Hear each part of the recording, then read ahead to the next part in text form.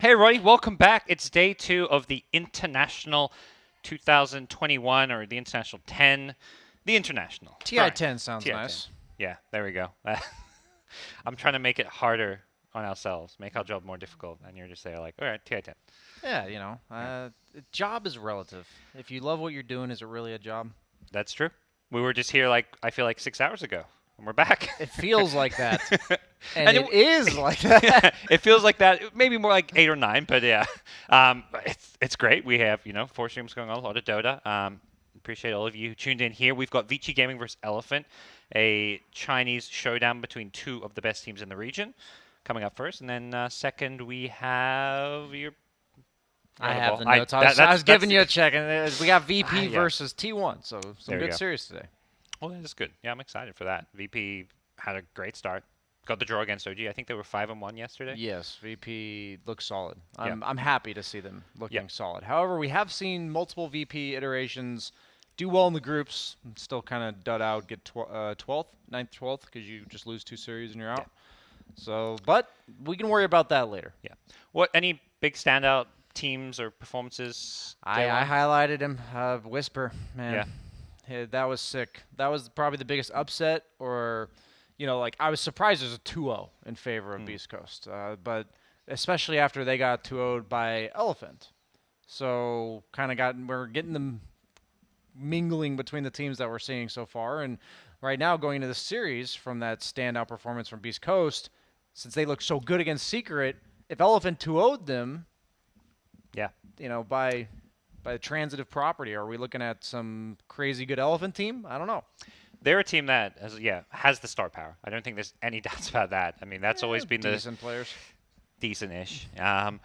But it's never clicked. Like throughout the DPC year, they're going up against Vici Gaming, where I think things have clicked a bit more. They showed up to both majors, managed to qualify through TI by getting enough points, and had an at least overall pretty solid season. Yeah, Dota.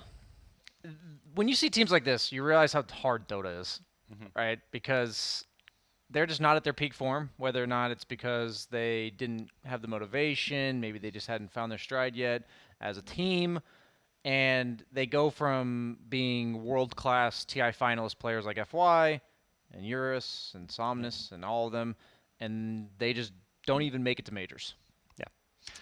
Perhaps where I think Elephant fans and just Dota fans in general have a more glimmer of hope for this team is they're big stage players though. These are guys who Oh, have been absolutely. in TI finals, and I feel like the fact they just made it, they remind me a bit of like I follow SEO, they remind me of TNC, where it's like their online results, they can always be shaky, but when they're on LAN, they can upset anyone, and they're players that just suddenly perform better on the big stage. Yeah, my narrative for this series is that Elephant is a team that, despite being at no majors this entire year, could probably is a viable candidate to win TI.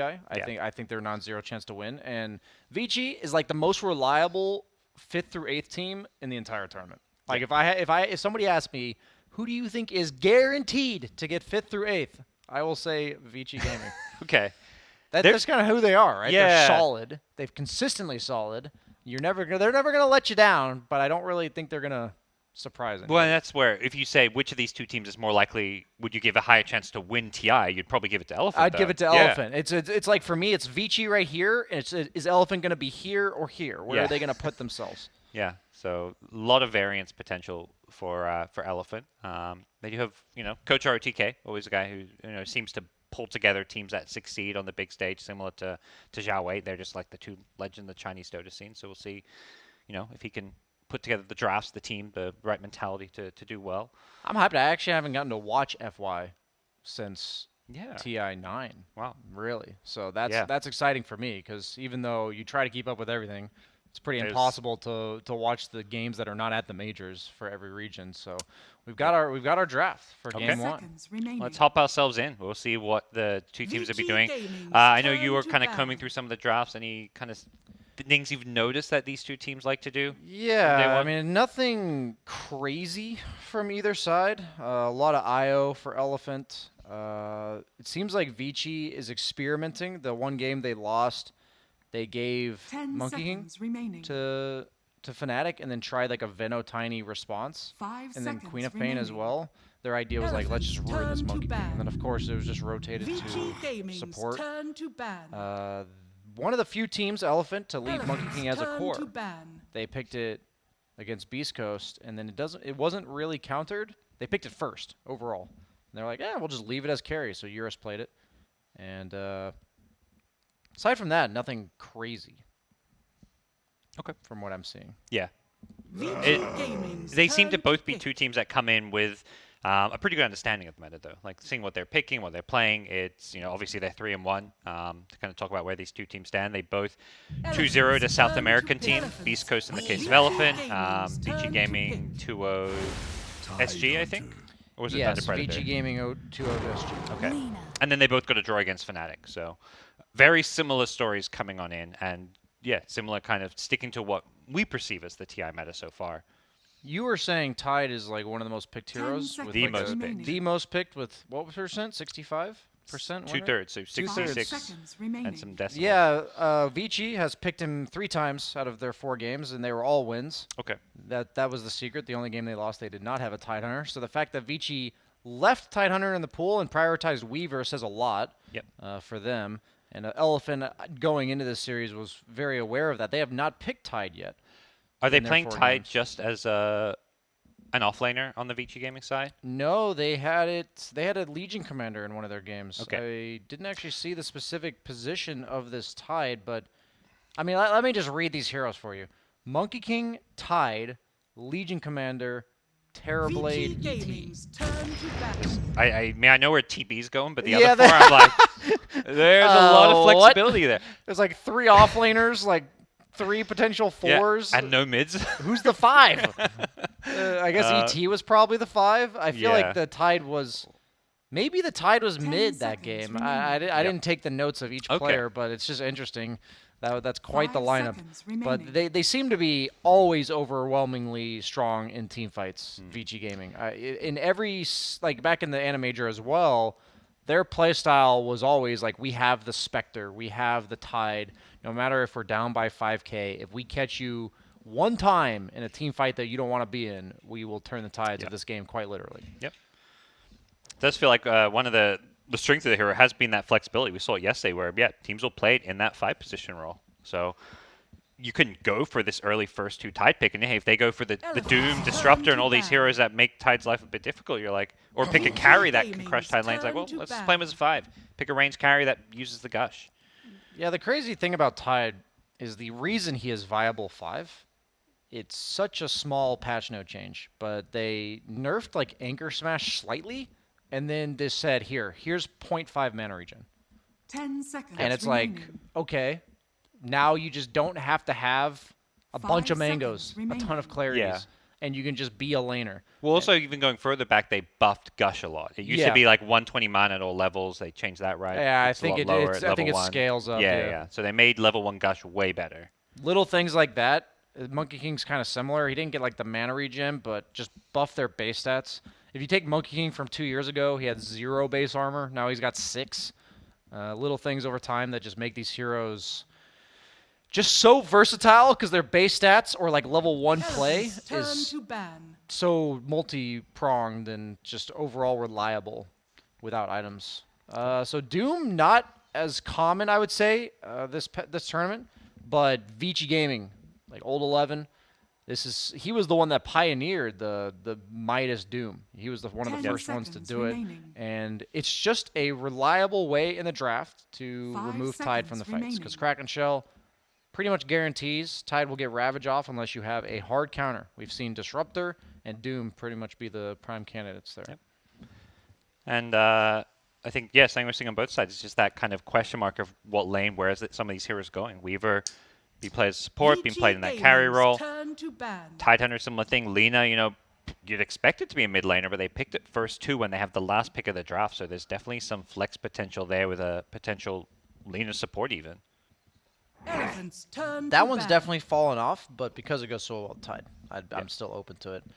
If this was the offlane for Elephant, I'd be fine if this was a carry Weaver because it's like a slow into stun, unreliable stun, and Weaver's generally good against these squishy high damage output 4s.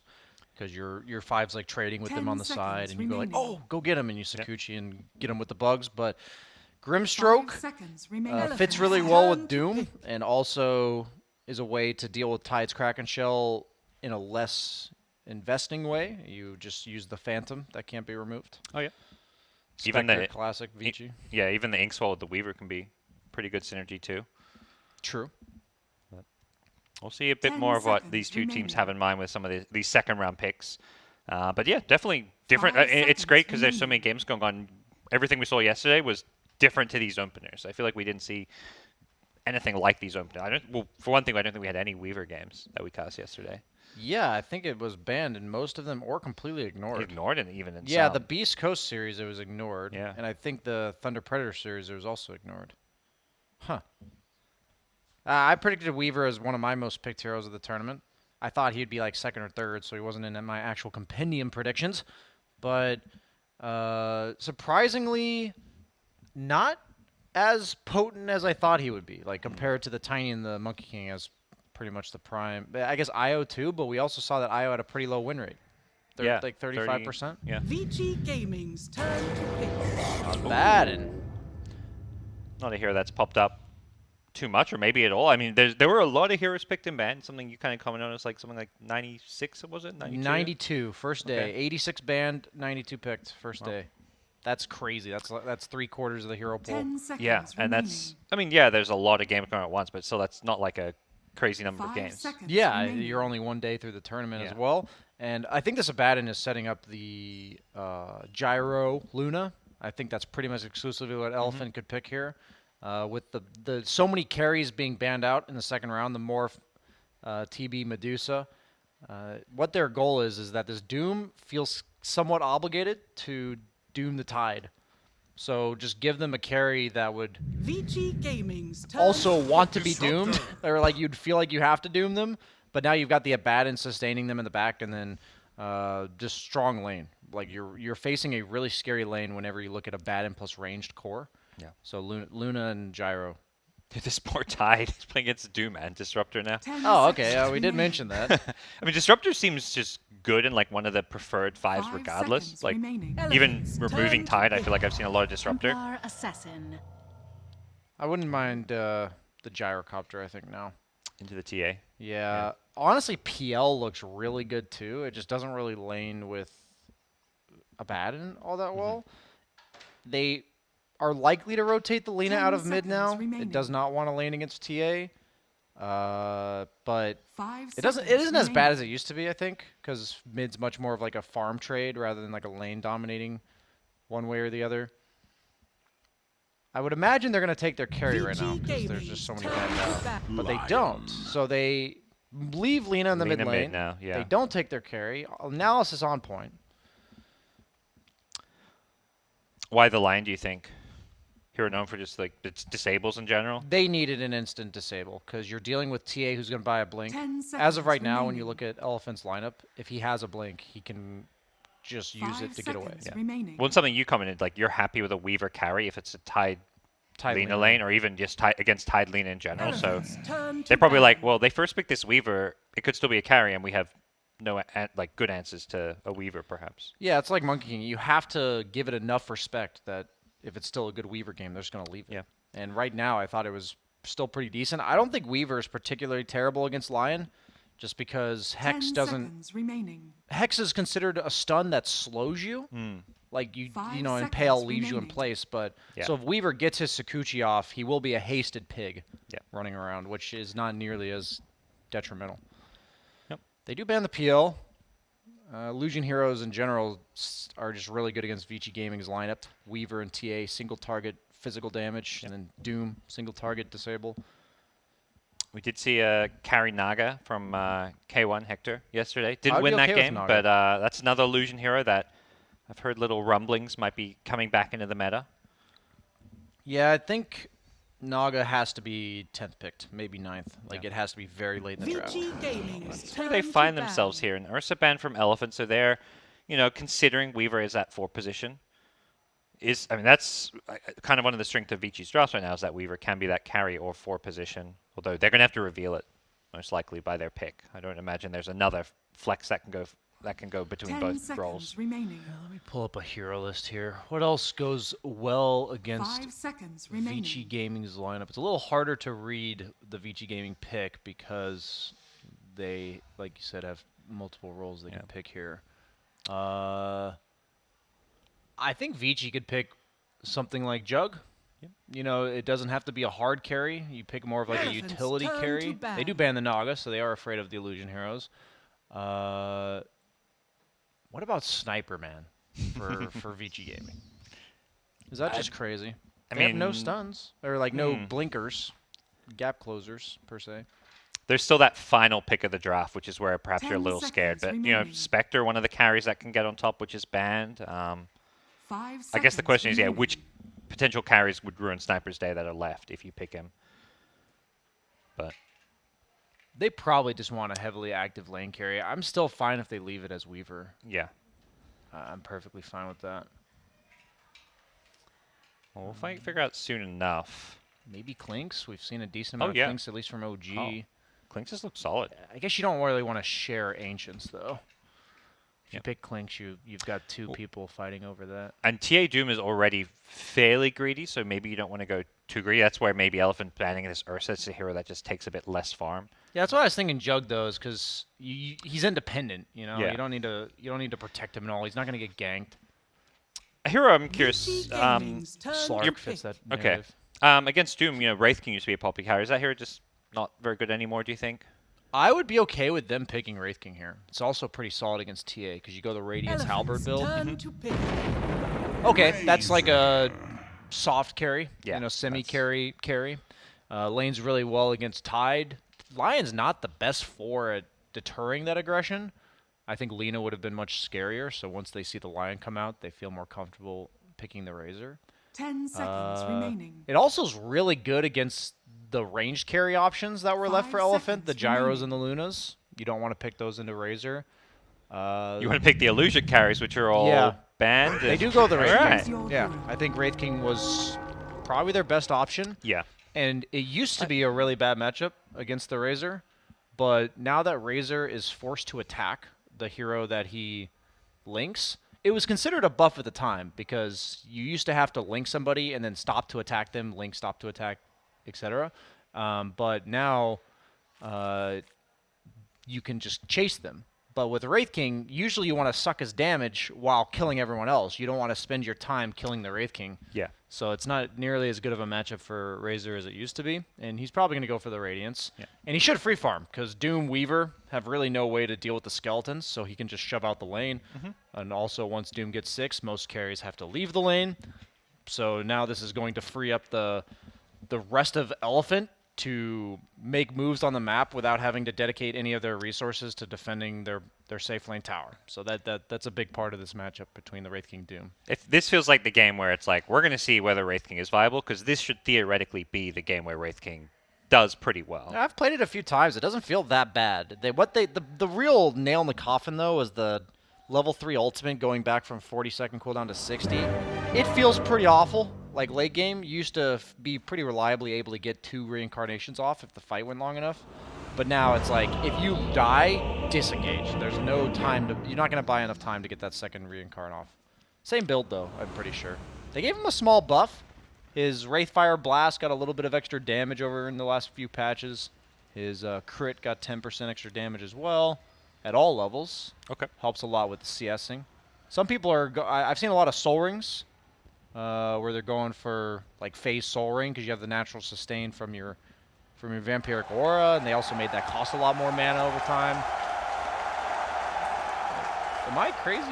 That's cheering. We got Yeah, fans. yeah, we got fans in the here. house. Yeah. Oh, look at the top. I think this is some of the new features Valve was talking about. I read in one of their blogs they're going to implement. What is that exactly? The crowd? I don't know. It may, I don't know what's going on right now. This is hype though. I'm loving the animation at the top and everything. You've got. It feels like it's like everybody wants Vici.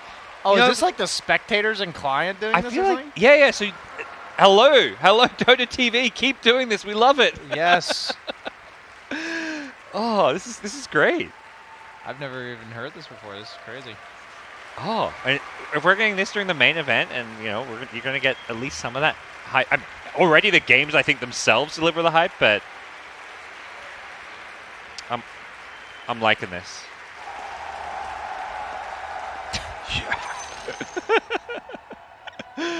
Ooh. I'm just imagining like everybody just spamming whatever. I guess there's a button you click or something. Like you know, if somebody hits like a 5-man echo slam or something, it's gonna be nuts. So There's an interesting prediction in this game, specifically player with highest net worth at 25 minutes. I feel like that could just be the Doom. I feel like that could just be old 11. Doom, yeah, I would say Doom or TA, right?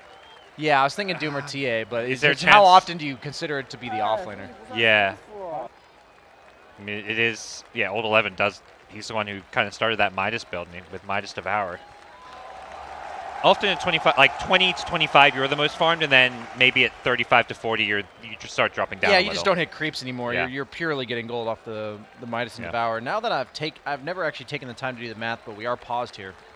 Midas is a 90-second cooldown? What are we looking at? I need to look at this. It is a 90-second cooldown for 160 gold, so that's 110 GPM. And then Devour is 210 gold per minute, 60-second cooldown. So that's like 320 GPM. That Isn't you're there, just there's getting. a Devour talent, right? Or Or did they get rid of that? No, they actually got rid Oh of yeah, that. okay, never mind. Sorry, that's Living didn't in- do my talent That research. was so 6 months ago. Yeah. How dare you not keep up with that? Kyle would be ashamed. He would definitely know that. Well, got a long pause here, but nothing's as long as the delay from yesterday, so we're good. It's all relative. I've been a big Vici fan for a while. They won that, I think it was the DreamHack Major in the last, going back a few DPC seasons. But DY, who's their support, even before the 5 couriers, has the Elgato courier. Prime courier. This is Okay. the upgraded one. Creme The de la cat, crop. when it's upgraded, it's got a little flying cape, little superhero cat. It is. Oh, I've seen this. I'm going to keep an eye on that. I like that because I feel like the walking version's pretty basic, Yeah. but the cape, yeah, that's important. But yet, to do it, you have to watch a certain number of games that myself LD casted to get the upgrade. This was like some old school. Big shout out to Tiago, who's the one who actually created this courier. This is like some old school 2013 Valve courier stuff that way. Yeah, so yeah. that's okay. So it was tied to certain casters. Wow, he's got a jacked up Games courier. watched 642. This guy. This man might be your biggest fan. He's got, the super. So, yeah, there's the different versions. There's like the Elgato, then the Super Elgato, and then you get, there's like and Tiago added like a silver Alia. There's the blue also. It's great. Wow. This is next level curious. Oh. Back in my day, Yep. when they had 3 styles unlocked by spectating. Yeah. That's I'm pretty sure dedication. it's like 10 cents on the Steam Marketplace. So I'm not even like shilling for something that you guys can go out and buy. To You support can't it. buy that number of spectated games. That's all right? true. Yeah, if you want more, I don't know. If you I don't keep think there's them when you boosting trade them. services for this. I don't think there's somebody you can hire to watch games for you. Yeah. That was blood, sweat, and tears that he invested. Yep. Time that he could have spent maybe watching Netflix or playing Dota pubs or anything, really. There's a lot of options that these Dota players I mean, it's part of your job sometimes to watch Dota games too, though. especially when it's your favorite caster, gods.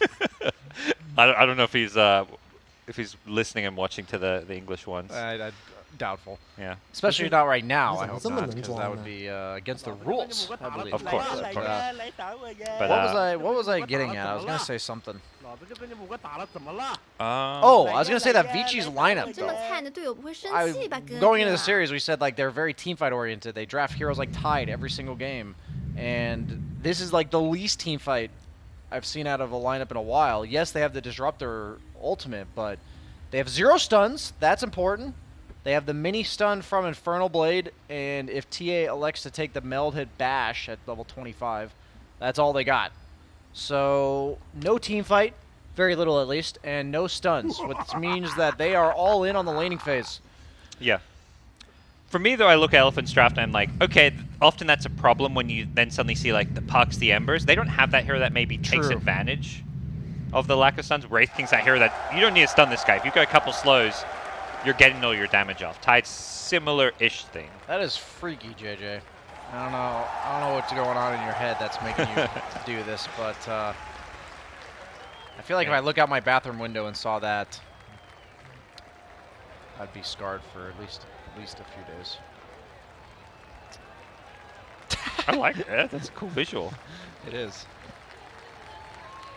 Imagine how Dota heroes feel, right? He's blinking, you know, he's moving, he's there consciously, but his body is just frozen in time, paused. During a pause. Yes, like Yeah. if there was no like eye movement, you'd be like, okay, the game's just paused. Yeah, But these it's heroes, they're stuck here. Every time you guys drop out to go to the bathroom after queuing and making everyone in your pub games wait, think not only about the human beings and like these heroes, they're stuck. Do they blink during Chronosphere? That is something that I will have to investigate. Yeah, that's the hard-hitting 人生有梦 questions 各自精 that 彩。 Yeah, we're that's bringing important. to this stream. Because the time is frozen right now, theoretically, but not Yeah. fully because they are moving. But with Faces Void, maybe that's the only way to stop these guys from blinking. Do heroes blink in Chronosphere? Let us know. Tweet at us. Yes, please. Hashtag Dota2TI. This is the questions we need the answers for. It will help us immensely. Yeah. Or for those of you in Dota TV, just cheer a bunch if the answer is yes. Cheer for one. Cheer for Elephant if the answer is yes. Cheer for Vici if the answer is no. I don't know. Can you choose which team you're cheering, or is it both? It looks like the cheering flares are gone. Okay. I don't know if that was like a limited Yeah, time yeah. or what. But But- they used to have the streaks coming out of the heroes or the teams at the top. Maybe everyone just loaded into Dota TV and was like testing it. Now they're like, okay, let's go watch the other streams where the game's not paused. It's probably the fact that instead of spending their time pushing the cheer button, they're like typing in Twitch chat, start the game, start the game. Yeah. Well, they have their they don't have to go to Twitch chat. There's Dota TV chat again. It Oh, came back, true. which is a lot of fun. You get placed in like a little mini lobby. I think with like 50 people. At least that's what it was in Yeah. the past. And I Basic- used to have this delusion that if I was in that chat, I was talking to everybody watching. okay. I used to have that delusion. It's like back before I streamed it all, that was one of my ways of feeling like people were listening to me. They weren't. Here we go. Game is underway. Brian, minutes I'm smoke. here to listen to you. Okay, Okay. so I'm legally required. I've signed a contract. I'm being paid to listen to you, so I will hear every word you say. Man, that sounds grim when you say it out like that, but looks like they smoked purely for a ward mid. That was all they did that for. Okay. Which gets Yeah. it on the other side of the river, which could confuse... wait, with this ward... No, it 30 doesn't seconds to see... battle. Does it see? No, they can't do like any tower tricks to scout out there's a ward there. We were saying that yesterday. Nice. It's important because if you can do that at nighttime, it pretty much gives away the vision advantage. Elephant holding on to their wards so far. Not getting anything down. And they're both pulsing around this mid lane. This is what we've seen a lot. You just want to kind of protect your wards, or at least stop the enemy from getting their wards down on your side of the hill if possible. The battle begins. And Vici going to come and try and take Super away. Super wins the right click battle, gets the first bounty rune there, and it will be a 2-for-2 bounty rune trade. Gets his one stick charge too. That's value going into the lane. Yep. This is capital S Super. Obviously, there's always a little bit of confusion with the two supers in the Chinese scene. And now both of them are support plays. It used to be, this guy was a mid player, but The DK specialist. yes, the Death king Papa of the DK. boring heroes. Yeah. Hey man, if I ever had to play mid for TI, those are the heroes I'm stuck playing. He was like the most stable mid player, and then he had like FY and Fenrir to back him up and be flashy and a flashy carry player. So that was with Paparazzi, right? That team. Yeah. That sounds right. Yeah. He did his job. And he's going to be looking to do his job to secure the same man, Paparazzi, Eurus now. His farm here in the top lane up against Old 11 and PYW. Took life steal on Wraith King level 1. It's pretty underwhelming because you don't have like a way to secure CS and it's only 10%, so that means he must be valuing the skeletons really highly. We talked about they don't really have a way to deal with that, Yeah. but this early on, interesting. Just wanting to be able to maybe farm some early camps or something with them. Maybe it's like the level 2 timing because he'll have the 2 skeletons right when he gets level 2. assuming it's enough CS. And then he can maybe get a stun. I'm going to keep an eye out for this, because if they kill them right when they get level 2 off that, that'd be pretty hype. I've never seen that before. All right, now, go, go, go. 11 gets the Devour out. They go in. They're looking for the aggression. And BSJ, you called it. Wow. That's foresight. Are they not going to kill him? Oh, one more, two more right clicks. He's gets him just barely. Super gets the kill, gets the money for it. Eurus getting a bit low. Courier going to be chased down. PYW will find it. Did serve its purpose and deliver, looks like a magic stick. And he's going to be relying on Super perhaps to bring out some extra regen for the lane. But there we go. Gets that early kill. I could not think of... it took me like 30 seconds to think of a reason why he'd level his skeletons. And that's just crazy how far ahead these guys think. You know? Whoa! Oh, Refraction came up just in time. Whew. Yeah, early levels Lina feels really nice against TA, but as those refraction charges start to block your nukes more and more. But if he establishes a significant advantage beforehand, which he's already got it, 12-5 to the... probably going to be 12-0. That's a heavy experience advantage in favor of maybe. Or Somnus. Somnus M. I believe his jersey still says maybe, so I feel like that's one of the names you can go either way with. But back at top, Super getting pushed away in the Abaddon. With the Beetle on him, he's getting very low. One more right click, he has to shield himself to stay alive. Turns around on PYW, wants to try and get that bit of damage output, but drops a Sentry, and that's going to get taken out. He doesn't find the Radiant Sentry, so they're still struggling to play in the sweeper. He just throws away his life there. Bit of a tactical feed, maybe. He would have had to buy so much regen. Yeah. And you'd rather be dead full and then come back, because otherwise your carry's like, what are you doing here? Are you going to help me? Than just sit there. But the Weaver Bugs did feed a pretty good amount of XP and gold when they committed to try to kill him the first time, so it wasn't like a free trade. It's kind of like when you invest dusts and sentries to get an Invis hero. You don't feel like you got it for free. Back at the mid lane, we continue to see the battle between TA and Lina. Nice LSA onto the high ground. Not sure he's going to... Oh, whoa, he gets the kill. Somnus with the long-range Dragon Slave. Brings down TA. Kills aren't done here. Elephant, they get more in the bottom lane. FY and Yang teaming up to bring down the support disruptor. And the crowd goes wild. The very existing crowd going wild. This is not how the game needs to go for Vici. They have a very snowball, farm-oriented lineup, and they are not on track to be able to utilize that. Doing a good job of just pressuring and really putting Vici on the back foot in this laning stage, perhaps somewhat unexpectedly. And Somnus really showing off his mid lane prowess on the Lina. Definitely a hero I feel like, you see performance like this and you're like, yeah, we might see some more Lina here, even though the hero kind of fell off a little bit after some nerfs. And the changes to the passive, it is looking still mighty strong here in the mid lane.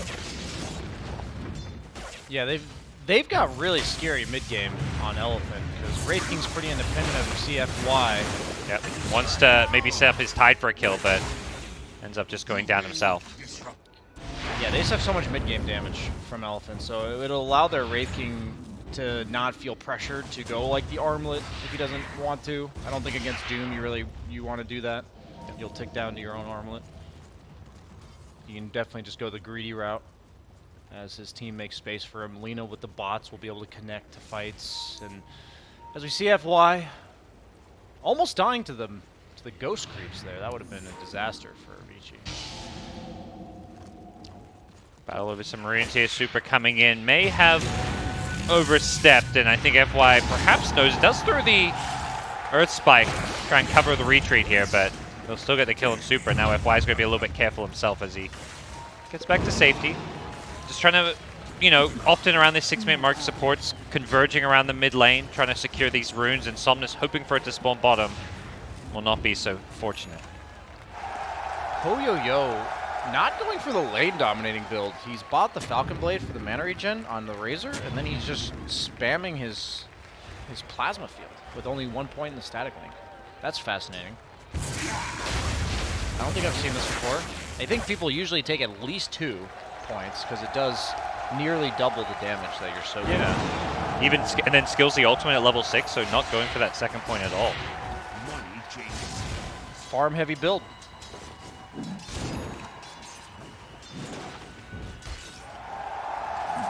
Gonna be a lot of farming this one. That's for sure. Yeah. Does still manage to get Yang out of there, as that's the idea of Razor.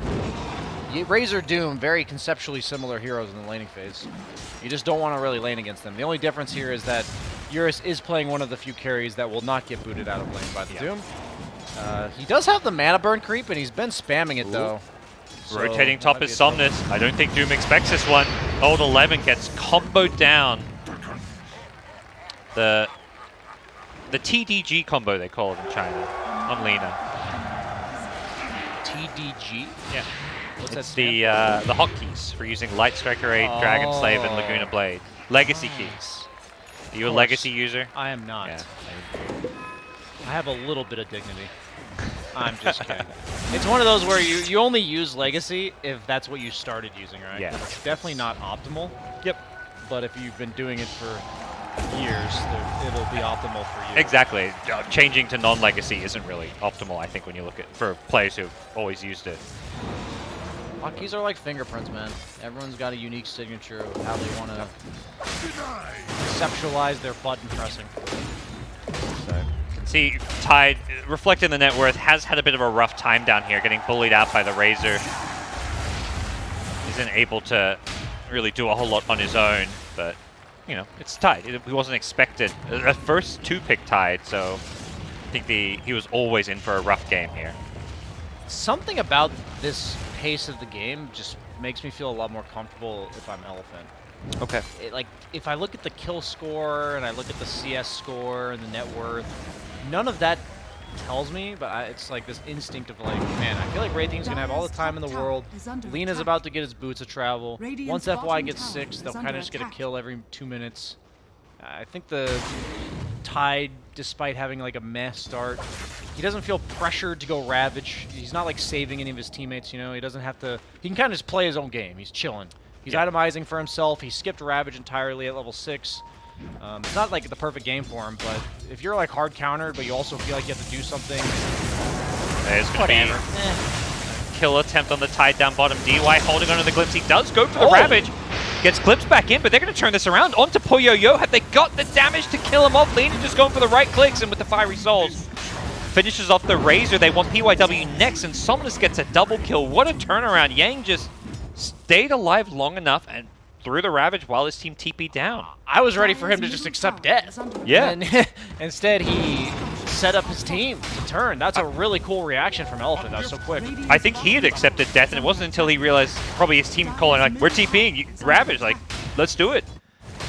A great rotation, very quick response from Elephant, and that's a, you know, when you look at a big tournament like TI and just how you're playing, that really shows that they're on the same page. And that's why you don't mind if Tide's the one of your 3 cores with kind of like a mess start, because he's gonna Ravage. He can push hard. No matter how much net worth he's got, he'll still have that impact. Bad, you know, Super. He's doing the Schofield job today, just kind of dying around the map in order to clean up like underneath his tower there, scouting at the rune earlier. You kind of just got to do the dirty work sometimes as a support. Put yourself at risk. Midas almost done on old 11. Eurus has his coming out on the courier, so it's battle of the top laners both going Midas. I'm down. That's my innate blood approves. Yeah, this is some very NA. Wraith King was the hero when it came out into the meta. I felt like was kind of an NA thing. It was an SA Oh, thing. yeah, okay, that's that actually bled true, into true. NA because we all share the same pubs. But yeah, Hector definitely definitely started that one. I'll give credit where it's due there. Yeah, I do not want to upset the SA fans. That is entirely Just biased. Yeah. It's fine. Yep. I'm kidding. I would know that. We got FY. yes, a man who knows bias. FY level 6 though. Okay, doesn't have the mana for the Finger of Death. He's going to get pulled back in, kept alive a little bit longer. Super delays his demise, but a tier 1 tower. This is a great move from Vici Gaming, taking this tier 1 tower. That's going to open the map, and you know, you've got this TA. If they start getting some towers, getting some momentum, hitting these item timings, that's Roshan, and that's going to put them in a kind of a good spot here. Does feel like Elephant are going to be on that, like, okay, we got to wait for Radiance kind of mentality at some point. The power of Vici's lineup is the ability to walk at you, and if you're not ready for them to walk at you, you can't run away, because the Disruptor Glimpse will pull you back to wherever you started. Yeah. So positioning on the map, really important for Elephant if they want to avoid the walk at you strategy. And I like this early Blink Dagger on the TA, just because they do lack the stuns, and giving them just a little bit of map mobility as well as just surprise factor will help them, I think. It also keeps him really survivable, because unless he gets hexed by Lion, he can pretty much dodge anything coming out from Elephant. Both teams looking to trade offlane towers here. It does feel like a game we're not going to see maybe that direct head-on clash for some time. Even perhaps looking like things could just go where Vici Gaming get enough map control they can take a free, at least first Roshan. So I don't imagine Elephant are going to have that Radiance in time to contest it. Yeah, big Roshan. You got the TA meld, and you also have the Weaver bugs, so it should be pretty free for them whenever they find it convenient. See how Elephant look to approach this if it is just going to be kind of a passive stage of the game. Middle tower is under attack. You mentioned one of the interesting predictions. Highest net worth, what was it? 25 minutes, right? Yeah. And you thought Doom. He is currently top net worth. It's pretty hard to compete this early on in the game with Midas Devour. We calculated it to be 322 GPM exactly. But 25 minutes still a ways away. I have some belief in this TA. So TA pickers out there, do not despair. But Wraith King, despite having the Midas, is still on the catch-up. Climbs up to the 4th spot in terms of net worth, but we'll just be, farming away, using this triangle, doing what he can to get towards that Radiance. You mentioned FY. You wanted to see him trying to get a kill every couple of minutes with Finger of Death. Do you think this is where Elephant needs to be making some kind of smoke plays, or is how things are going right now okay for them? I think that mid-tier 1 rotation that Vici did to take down the tower just makes it really difficult for Elephant to get out on the map now, because top lane's constantly pushed in, mid lane's at the river, but because your tower's gone, nobody really feels safe to farm it, so they're just kind of forced into passivity, I believe, here, rather than choosing it. Okay. And you don't want to like, just because you have Finger, you don't want to do some awkward map movement that's just gonna backfire anyways. Super doing his super things. They're thinking about it. Yang has a Ravage, but only the laner behind decides not to force what could be a bad fight. Okay. I was saying I thought the game state favored Elephant, but the Doom net worth is stonks. You know, it's going up. Yeah. Almost BKB already. It feels like we're headed towards, like, 15, 16 minute Deso Blink TA, Roshan uncontested. Oh, nice blind stun. I feel like they don't have the oh, they don't realize they didn't see him in the trees. That was a blind stun, it looked like, and he didn't commit to scout out. It's like, did I hit it? Yeah. It felt like Lena ran up, thought he'd scouted the area, and then was like, nope, nobody. But he was really tucked in the trees. That'll be a funny one for them to rewatch when they see the replay. I'm surprised he didn't just throw out the Light Striker array, because it does destroy trees. Yeah, Just in case, it's not like a big investment. Smoked up. Yeah, this is the Finger of Death attempted play. I'm guessing Titus blink? Is that? Yeah, there we go. So they've got the blink Ravage now, and I'm sure they'd love to kill one of these big cores here with a Finger of Death. The way Lena's playing very confidently against a Doom lane, I think kind of telegraphs this play.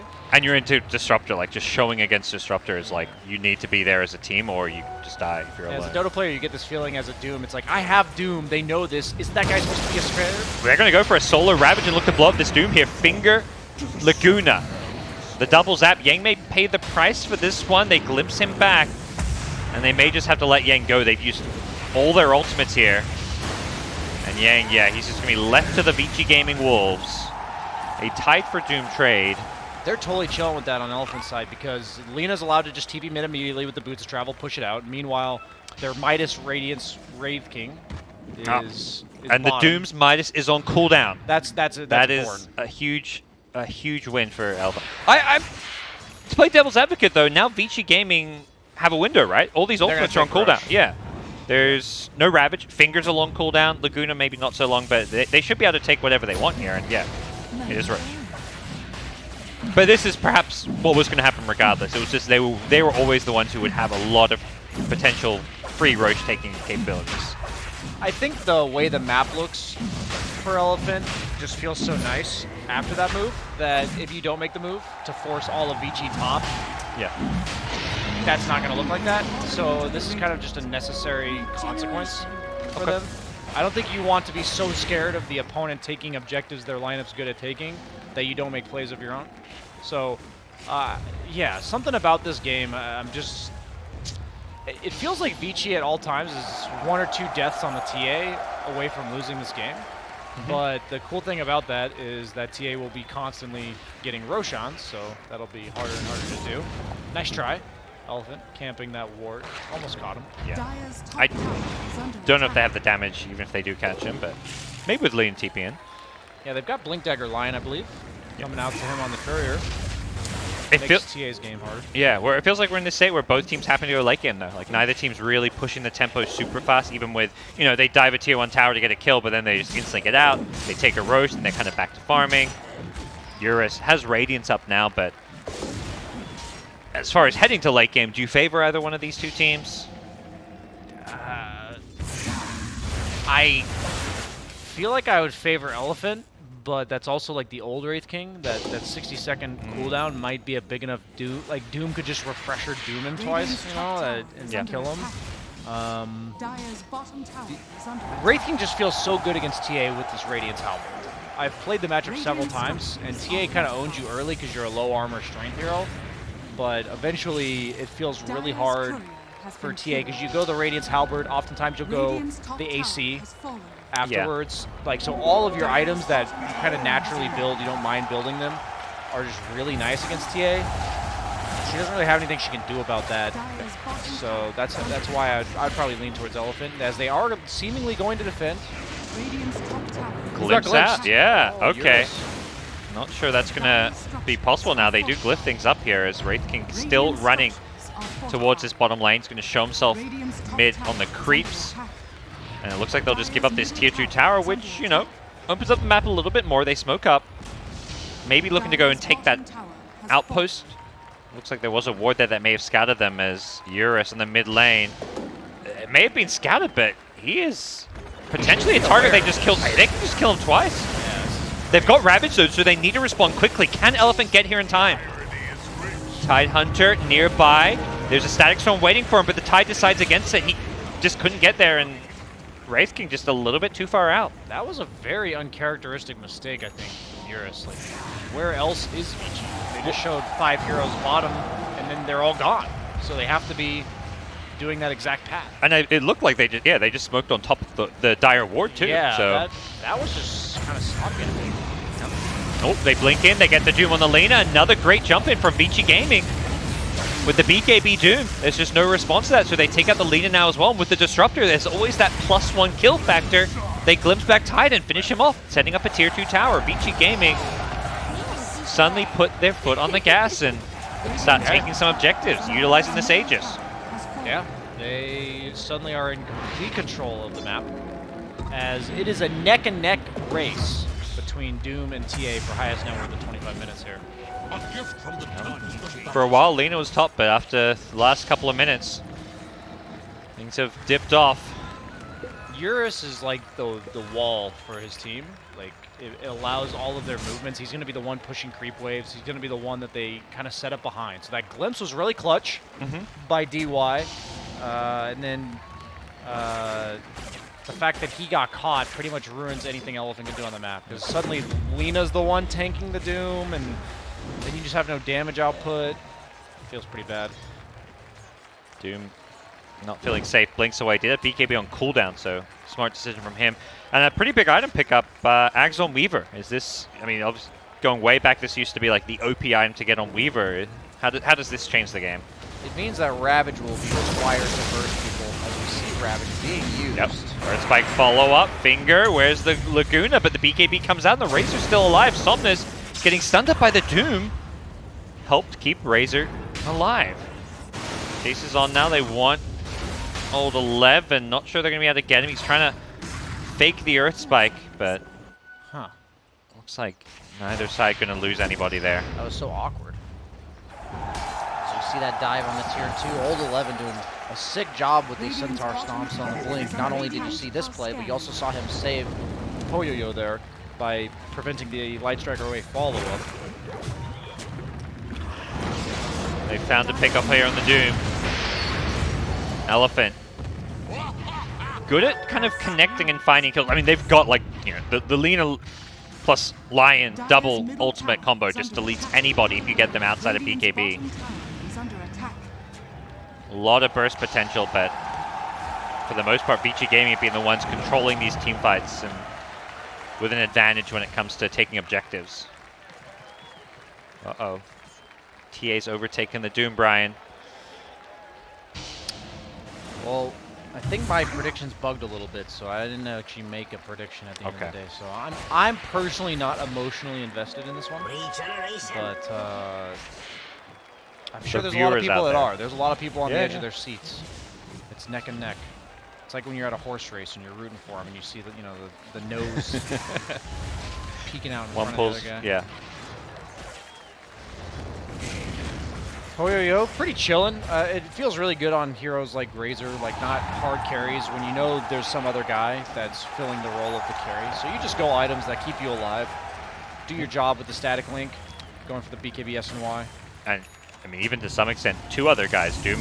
True. There's Doom and TA, so yeah, Doom's not dishing out physical damage, but is potentially removing heroes from these fights with Doom. I wonder if he'll ever go for the axe on Doom for the break. Against like the Tide Hunter and even just the Lina, get rid of the Fiery Soul. Increases the duration by 6 seconds as well. He took the Scorched Earth Talents. The Doom DPS got moved to level 20, so we'll find out if he's gonna like all in the Doom ability later. Kind of just chilling for now. Feels really hard for Elephant to do anything because the Weaver Axe, it's really good against the Lion Lina combo. And the only way they can reliably prevent the Weaver from saving is the Ravage. Like the Ravage is such a large AoE, and in the past the Weaver Axe did get nerfed in terms of the cast range. It's pretty low. So, but all their other spells are single target on the side of Elephant, so it shouldn't be that hard for him to get in position to save. And BKB queued up, so maybe he can just get in nice and close with the BKB potentially. So no, that's really cool because you know you have this like inner monologue of all the things that make it potentially difficult for you to do your job in the game, and it's like you only come to the conclusion that Ravage is going to prevent PYW from pushing that Ag Scepter save, and BKB, boom. You know, if there were multiple issues, maybe he wouldn't go BKB, he'd go something else. But if you only have one issue and you can have an item that solves it, then perfect. And we've seen like these Vici Gaming cores can die instantly without getting spells off when you're playing against Lion Lina. Blink Tide is just willing to blink Ravage a single core as well, so having that save is going to be key. If he manages to save from a Ravage, it's going to be GG. Like the fight's over. You know, or that fight specifically, I guess, is GG. All right, looking at the Lina's item progression, hitting level 18 now, has got the Hurricane Pike. Interesting build. This is. I feel like we're seeing more like BKB into like Daedalus type builds for a while. Those fell off a bit, but that Disruptor hates playing against BKBs. But man, you don't want to buy BKB against any other hero on Radiant. Like Razor doesn't care, TA doesn't care, Weaver doesn't care, Doom doesn't give a crap. So this is like the worst BKB game, but I think you still have to buy one because you're against Disruptor. That Glimpse is just killer. Perhaps Lina's just thinking she's standing so far back that she's got the meat shields. Yeah, I'm saying he's queuing it up. Yeah, He still has to buy one. But you're trying to delay it as long as possible. Alpha continuing to play around, control this top side of the map. This time around, it's not that first three Roshan. They want to be ready to contest this one, and with Radiance, Halberd, Wraith King, he's online, at least ready to fight to some extent. They'd love to have a Lina BKB for a potential game-deciding team fight here, but there's still a little bit of ways from that. The fact that Wraith King also feels the pressure to go BKB, that just means that's a 4,000 gold item that doesn't do anything about all this physical damage. Oh, this is cool. DY's got the shard now. You can put that Thunderstrike onto his teammates. Haste. That shard is one of my favorites. Yeah. Just a really cool shard. Yep. Bonus movement speed and attack speed. And you're dealing damage. It's, yeah, super value for a support. It just feels good, you know? Yeah. Like when you're the core and you're just running around with this thing on You top compare of it to, like, you know, you buff someone with a Solar Crest. That costs much more than an Aghanim shard does. True. Obviously, it's slightly different numbers-wise and doesn't do the exact same thing, but... It feels powerful. Like you feel stronger with it on you too, so. Yep. You're zooming.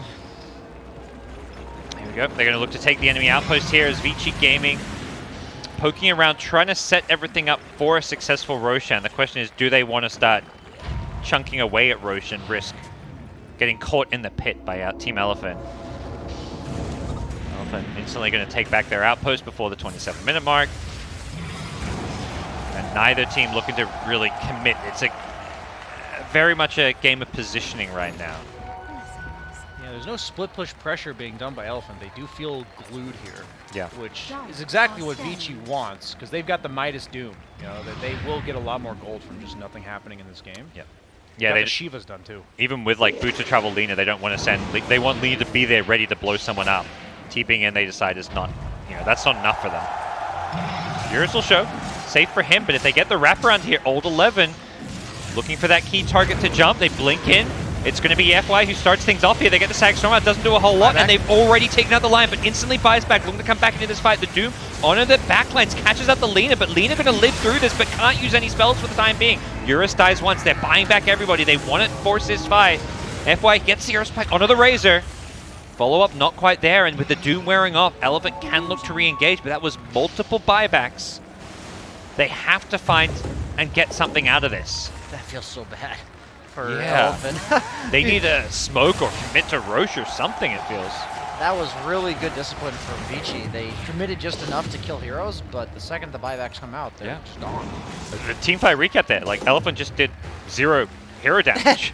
Yeah, 1.7k damage, which is like, you know, 400 across 4 different heroes. Tide's getting linked Nothing. while getting ran at by 3 heroes with BKBs popped.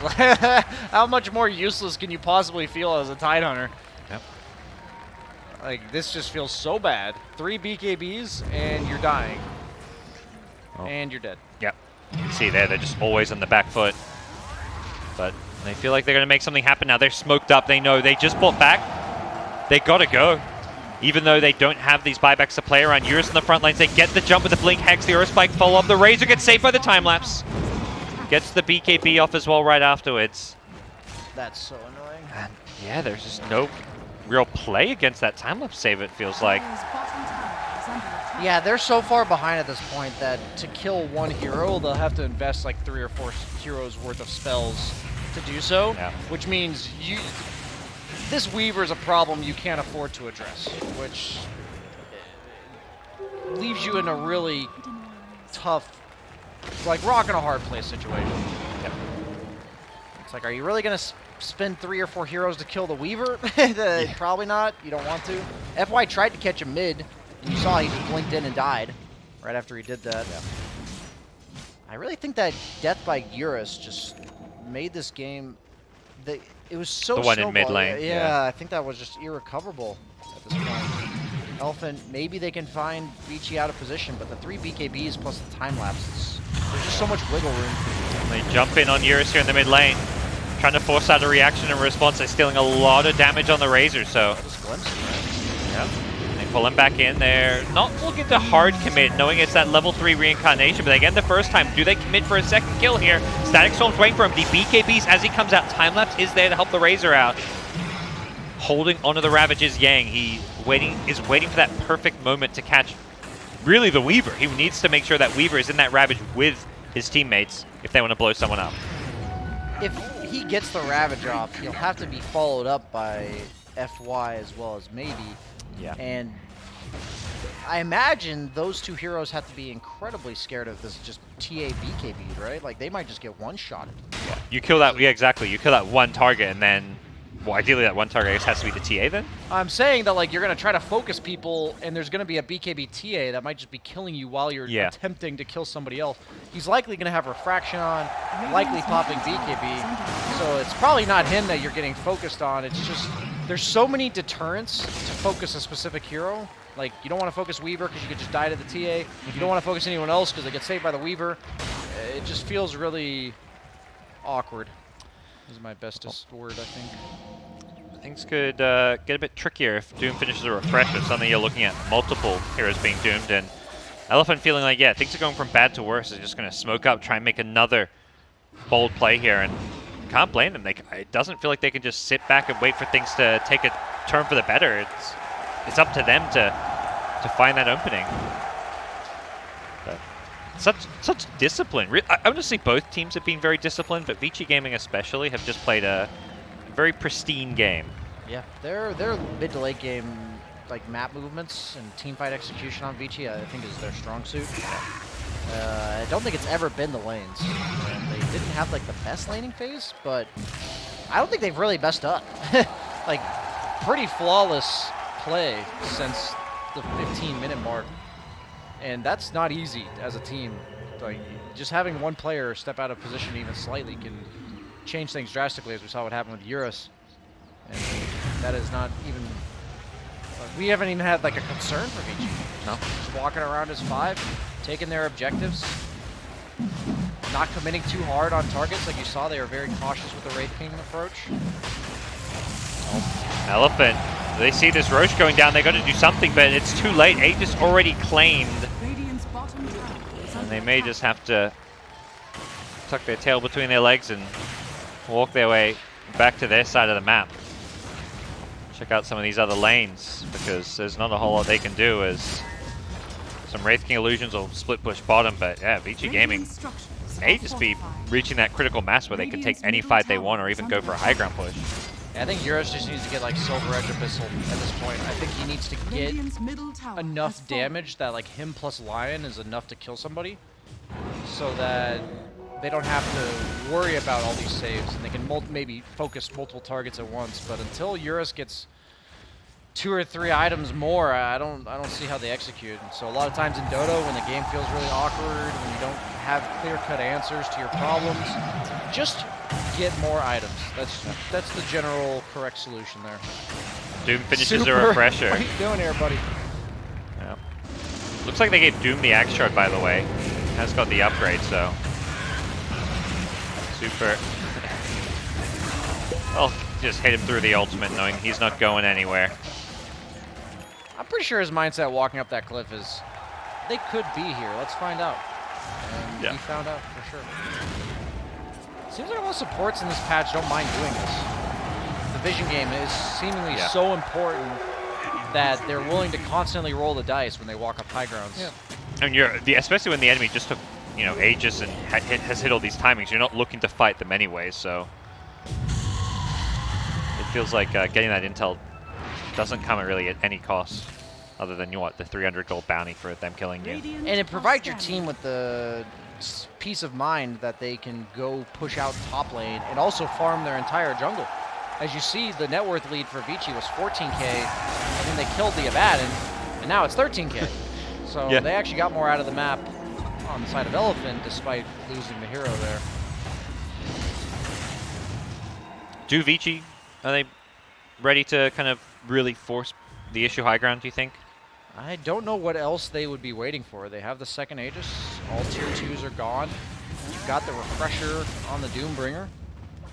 I mean, Weaver's got the BKB to reliably time-lapse his allies.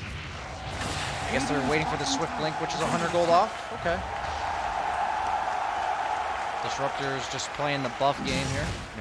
Yeah, I was curious if he Let's- was headed towards any kind of axe, but not the case. Yeah, it feels more like he's more of just the fill-in-the-gaps hero for their team. He's not as much about like the all-in team fight that we saw from like Alliance yesterday with the Earthshaker and the Void. He's more just a overall utility. The fact that Glimpse can usually make up for a lack of stuns with the catch. Here we go. Blink in, Infernal Blade, that added stun onto Eurus, causing him problems. Now he's going to get caught in the kinetic field. They can always pulling back with the glimpse as well. Eurus is going to tank his way through this one with the abandoned help. He doesn't go down that one time, which is important. If he dies, if he loses reincarnation, he has to BKB on respawn. Yeah, he actually went for the ace on the Wraith King, so instead of going for the offensive route, he wants to be enough of a meat shield that it makes it difficult for Vici to go high ground. That seems to be what his idea here is. I imagine he's just telling him, like, I'm just getting kited so much. Like Lina at this point feels like needs to be the real carry here in the late game. Yeah, he's gearing up for it. He's got the Daedalus stun. Witchblade's interesting because it was like a mid-game damage item, but it also gives him a little bit of armor, so he doesn't just insta-give by the TA. 27 armor for Alina, that's not bad. Show the Wraith King here. I think knowing that Vici Gaming probably just right next to him. The second he pokes his nose out, he gets jumped. There is going to be a Blink Ravage, but it doesn't catch for Yo-Yo. He gets the BKB off. Elephant Yang on the back foot, trying to get out of there. The Static Storm doesn't really catch anybody as the Wraith King in the front lines will lose his first life. Has another one to play around, gets the BKB off on respawn. The Doom going to come out twice. Eurus as well as Somnus in all sorts of trouble. Chased down by poor Yo-Yo. FY will be next to fall. Tries to bring down DY with him. Will succeed, but it's a 3-for-1 trade. GG is called. Elephant defeated here. Just an overwhelming advantage with Aegis, Refresher Doom. And Vici just flawless. Yeah, I no critiques, not even one for the way Vici played this game. They were so content to farm, and it was very obvious to watch them and just be like, yeah, that's what they're intending to do right now. And when it's easily interpretable, like what players are going for, that means it's very obvious that they're all on the same page, right? And that was very clear that game that they were just a better team, I think. They're just so methodical. It feels like something they can just do so well. You mentioned they're a team like they're the safe bet to get like a top 8 here at TI. Maybe unlikely to make that big, really deep run. Like we haven't seen that amazing Vici that can contend for a top 2, top 3 for many years. But you know, consistent Dota sometimes at TI is all you need, especially when the nerves start kicking in. If you can play just consistent safe Dota, you'll get those wins. You know, that was not the most exciting game that I've seen in a while, but I will appreciate some good clean Dota. And I think the Disruptor was the perfect hero to fit in with the other 4. Like, I don't think you could pick these 4 heroes that are not the Disruptor without Disruptor, because otherwise you're just lacking catch. And they did such a good job of their map movements forcing Elephant to retreat, which is exactly what Disruptor wants you to do. And every time Elephant ever invested in anything, buybacks, ravages, they lost a lot. You know, they either backed off, they took Roche off of it. Yeah, just really knew what they were, like, knew exactly what to do with the resources they had on the portion of the map. I don't know, it was just impressive. Yeah. We need to see a bit more life from Elephant, though. They're dropping game 1. That puts them now 3-2 to the 4-2 of Vici Gaming. They're going to be looking to secure that draw. We're going to find out exactly how things go down. We're going to go to a quick break and then come back for game number 2.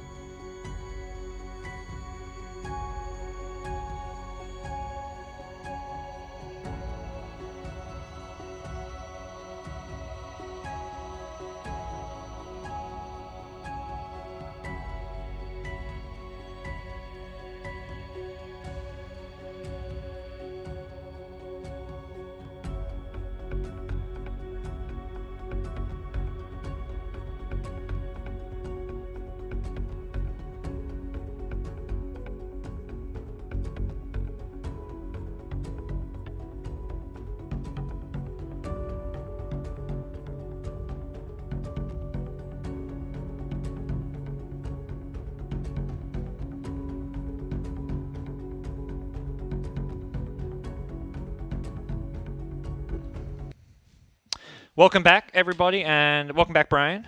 Thank you. I have been sitting in this chair since we left, so technically I'm still here. Welcome back to the screen. Thank you. The screen, yeah. Yeah, welcome back to yourself as well. Yeah. We got ourselves game 2 coming up between Elephant and Vici. I had to look at my notes for some reason. That was pretty sad. Game 1, just methodical. Chinese Dota. What can you expect? There's a lot to learn, but not the most team fight action. Yeah. The sad reality is they were playing Doom Razor, and if you are losing to Doom Razor, that usually looks like you can't do anything. Yeah. So that's what we saw. It's very true, because this is kind of, I think, the more what we're used to expecting for, like, if you go back 5 years, like the Chinese Dota style of play. But nowadays, 5 Chinese teams TI, it feels like each has their own unique play style. But Vici Gaming, they're trying to preserve that classic way of playing safe, methodical Dota. If you looked at risk. Chinese Dota 5 years ago, and then you had to say who looks most like that, it's absolutely Vici. And they were the team that, got to a TI final. Like TI4 Vici Newbie Grand Finals was I think like the peak of that kind of methodical play, group up, 5-man death ball, hit your item timings and go without taking any risks along the way. And Vici Gaming were there. So yeah, the thing is that they usually do it with teamfight, which I highlighted in their draft, and I was a little bit skeptical that they'd be able to pull it off, but it's promising if you have a playstyle, but you can do it in different ways. Okay. Like you can accomplish the same win condition, but you have like a Razor carry TA. Like it's such a stun lacking, team fight lacking, but impossible to fight into still. Like how do you have no team fight casting abilities other than Static Storm, and yet the enemy can't fight you when they have Tide? So just a well constructed draft, because you picked Doom and Disruptor to make Tide's life a living hell. You got 3 BKBs. So even though on paper they have all this team fight on Elephant, the Wraith King Reincarn plus the Ravage, they're poking at you, so the Reincarn's not that great because it's only good if you overcommit and they turn it once he comes back to life. Or in the case of the Ravage, he gets Static Storm for the first 5 seconds of the fight, and then the rest of the fight they're all BKB'd. Yep. So even if he lives, he's not ravaging anybody. Just really cool approach to just, like, I feel like they kind of baited Elephant to take Tide. They've been picking Tide on Vici throughout the course of the tournament. Elephant hadn't picked it at all, and I feel like watching that game shows that you can't just take a hero from a team to like deny pick it and have it be good enough. Because if they understand it better than you do, that's what's going to happen. And then the big Tide counters came out, the Doom and the Disruptor. Yeah, that's what I'm saying. They just addressed it perfectly. And they still played Tide in that core role. I feel like that's where the teams that really understand the hero be like, okay, let's maybe put in the 5 position or something. Yeah, give them a demotion. Let's draft a bit differently around it. So, we'll see how these teams kind of make their adjustments here. I think the other thing was maybe the hero we kind of talked about, like this could be a test of how good Wraith King is. Didn't really pass the test maybe, or, you highlight the death mid, obviously that's no less a hero thing, maybe more a mistake playstyle thing. Yeah. It's interesting. I think the problem with Wraith King might be it's just a tad too slow. Yeah. That might be really just the issue. It was like it didn't seem like they were losing much during the Midas Radiance time, like when he was farming it up. But his hero also just doesn't really do anything on the map, so Vici kind of just got everything they wanted. Roche. Yep. They're playing 4v5 on the side of Elephant. Your most farmed guy is non-existent when it comes to team fights and everything like that. It's not like he's playing wrong. Yeah. You're just farming. Feels awkward in the current meta. And one of the things I remember seeing, I didn't comment at the time, was those second phase bans, they targeted Eurus. It was, I think, TB, Medusa, and one other hard carry. They were really trying to limit the carries in the pool. Morphling, okay. Yeah. Yeah. Heroes that are very durable go well with the Abaddon, and also they would feel pressure to doom them, which whenever you pick the Doom and the Tide, they want to make sure they didn't feel that pressure. And the Wraith King on paper is nice because you don't want to doom him, but they didn't want to doom him anyway. Like whatever hero he was gonna pick, they didn't really want to doom. So the Wraith King it's so odd that it's like, oh, the Wraith King seems nice, so good against Doom, but then you see the fight. We remember back to the draft, they don't want to doom him, so he just doomed the Lina every fight. They controlled the Tide with the Static Storm. That was the beauty of the Disruptor. You think like, oh, they're all in countering this Tide. It's too much. Yeah. But instead, the Disruptor allows the Doom to doom somebody else. And that was like one of their last pick of the draft. I don't know if it was the Wraith King. I mean, absolute 24th pick, last pick of the game. Yeah. And it didn't ultimately feel good against anything. It didn't feel bad against Doom. It didn't feel bad against EA, but usually you want your, the final pick, that 24th pick, to be good against Game something. changing. Yeah, and it just felt like, okay, 10 seconds it's remaining. going to survive, it's going to maybe farm, but how does it win you the game? Yeah, exactly. 5 seconds remaining. And as we go into game 2, we've got a draft. Tide's going to be the highlight hero for me in this series. That's really the big one because for Elephant, you've only got 2 bans, and they say they're on the same page as me. I think you have proven you don't want to give it to Vici based on the fact that they're 3-0 so far in this event, and they just absolutely wrecked you when you picked it. 5 seconds remaining. And sometimes Dota can be that simple when it comes to drafting. Teams can just win or lose drafts off of one hero. I think perhaps one of the big examples, TI5 EG CDC, the Leshrac. Absolutely. Sumail Leshrac. I reference that one so often. It's like they just had to ban this hero because they couldn't play to the same level. And whether first pick, second pick, and it just made drafting so challenging. And it was that as well as the techies. Like there were like multiple 10 heroes that seconds they didn't remaining. play and had to ban. Yeah, 5 seconds it really comes remaining. down to most metas have 4 or 5 very prevalent heroes, and if you use one of those heroes just like way better than anyone else, at some point people just have to ban it. You just can't deal with it anymore because the hero's powerful enough to be abused to win games. Yeah. And yeah, as you highlighted, if you are the best at using it, you also understand when it's bad or how to deal with it 10 better than anyone, seconds perhaps. remaining. Yeah, I've had to listen to Kyle numerous times, and he always talked about Limp Tiny. 5 like people seconds used to try to remaining. deny pick Limp Tiny, and it's like, okay, if you deny pick Limp Tiny, who better knows how to deal with Tiny than Limp? Like I has played it Yeah. a bajillion times. Yep. So, same concept there. It's one of the most, I think, rewarding parts of Dota is that you can't just take a hero away from me. If I'm play it better than you do, I'll just beat you when you pick it. That's part of the understanding of it. Vici Gaming stick with their same 2 bans, IO and Monkey King getting taken out. Monkey typically being that 4 position, but can always 10 flex into seconds that carry remaining. role if needed as well. Something I've seen 5 FY seconds remaining. play here and there as well, so very flexible when it comes to the 4 position role. There it is. Yep. It's been quite a lot of Tiny with Lycan for the Wolf Bite. I think that combo's good, but at the same time, I don't feel like just because you get Tiny, you have to be like, okay, let's try Finna Lycan. I feel like 10 Lycan's seconds versatile remaining. enough early game. Like he doesn't. It can 5 be seconds vulnerable in the remaining. laning stage, but as long as you know that, like, okay, as a 4 position, we're going to be roaming a lot. We're kind of just leaving Lycan to his own devices. The enemy carry is going to have a decent game because of that. I think it's fine to just give your Tiny guaranteed crit. Like, I'd be fine to pick Lycan here if I'm Elephant. Like, if they feel comfortable on it, I don't see why not. Weaver, one of the most annoying heroes in the game, I think, for Tiny. The bug, you have really low attack speed, which is super annoying. You also rely heavily on Silver Edge, and now with the Weaver Shard, making it that the bug keeps on you when you're invisible. It just feels super obnoxious. You got this pesky bug that's pretty hard to get on top of with the Avalanche Toss combo unless you buy Blink, but then you don't want to buy Blink because the bug's good against Blink, and then you don't want to buy Shadow Blade either, but you're going to buy the items because you're Tiny. So that's generally why I think Weaver's super good against it, but they do go for the Lycan. Would you say Lycan, does that make it hard to play the Weaver carry now? I think Weaver carry is still fine against it, but now that it's like in a draft, if it was a 10th pick Lycan, you'd be like, okay, I'm stuck playing Weaver against Lycan. It's whatever. Not that big a deal. But if you're going to see the Lycan get second picked, I think you'd want to give it a bad matchup intentionally. That's what I often think. They ban out Sven, they not ban out the Morphling as well. So they want to... I think it's more the Shaker, right? The Morphling. The Morphling, yeah. Okay.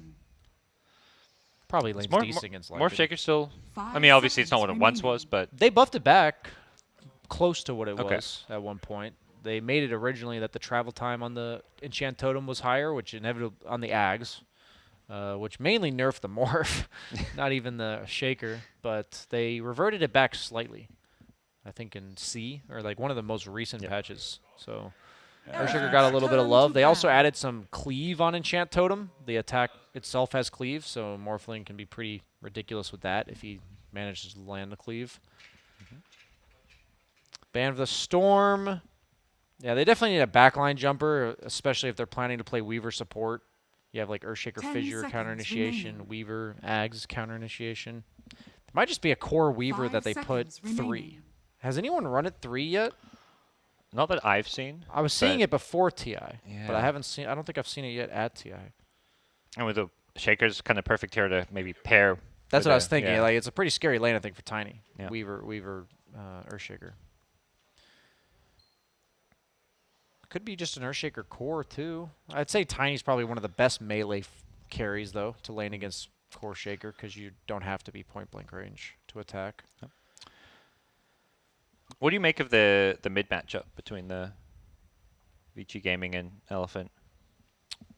Looked like Somnus was the better player last game. He solo killed a TA as Lena, but then it didn't work out that way in the Yeah. end. So hard to say. It seems like I've always thought of Vici as not being a laning stage team, so I'm not too surprised that that kind of occurred. But I don't even think it was like heavily favored towards him because even though he killed him, somehow the net worth was pretty even 10 between the seconds TA and the remaining. Lena. That's the kind of stuff I feel like I'd have to watch back to be like, Yeah. how'd this guy keep 5 up with him? Did they seconds stack the remaining. ancients 5-6 times? I don't remember seeing it. Might be that simple. I'm curious to see if Vici go back for that same kind of style where it's like, let's put more of our kind of Vici carry or at Gaming least a turn to semi-carry pick. on Ori in the mid lane, or if they, you know, it felt like that was maybe. Well, I mean, I guess Turn both to teams had that carry, semi-carry with Lena also fitting the bill, but we didn't see the kind of active space creating mid laners, which is maybe something Elephant needed because it felt like they just didn't have plays that they were making. That's true. I am a bit confused by this Elder 10 Titan. seconds The remaining. hero's been pretty prevalent at this tournament so far, so it's not confusing in the sense 5 that it's off seconds meta. remaining. But generally, you pick him against like high armor agi heroes because he removes all their armor. But Tiny, all of his armor he gets from Grow is bonus armor, so he has 0 base armor. So none of his armor is actually removed by Elder Titan. And then Lycan is like a 1 base armor hero that buys armor items. So I'm not sure what they're going for with the Elder Titan. No. I think it's a bit of comfort. They've always liked ET. It's like kind of a almost signature hero of Vici Gaming's in some ways. It probably dumpsters Lycan in lane, I'd imagine. Like Makes sense to me. you don't hit very hard as Lycan. The wolves give him a couple extra Yep. damage on the astral spirit.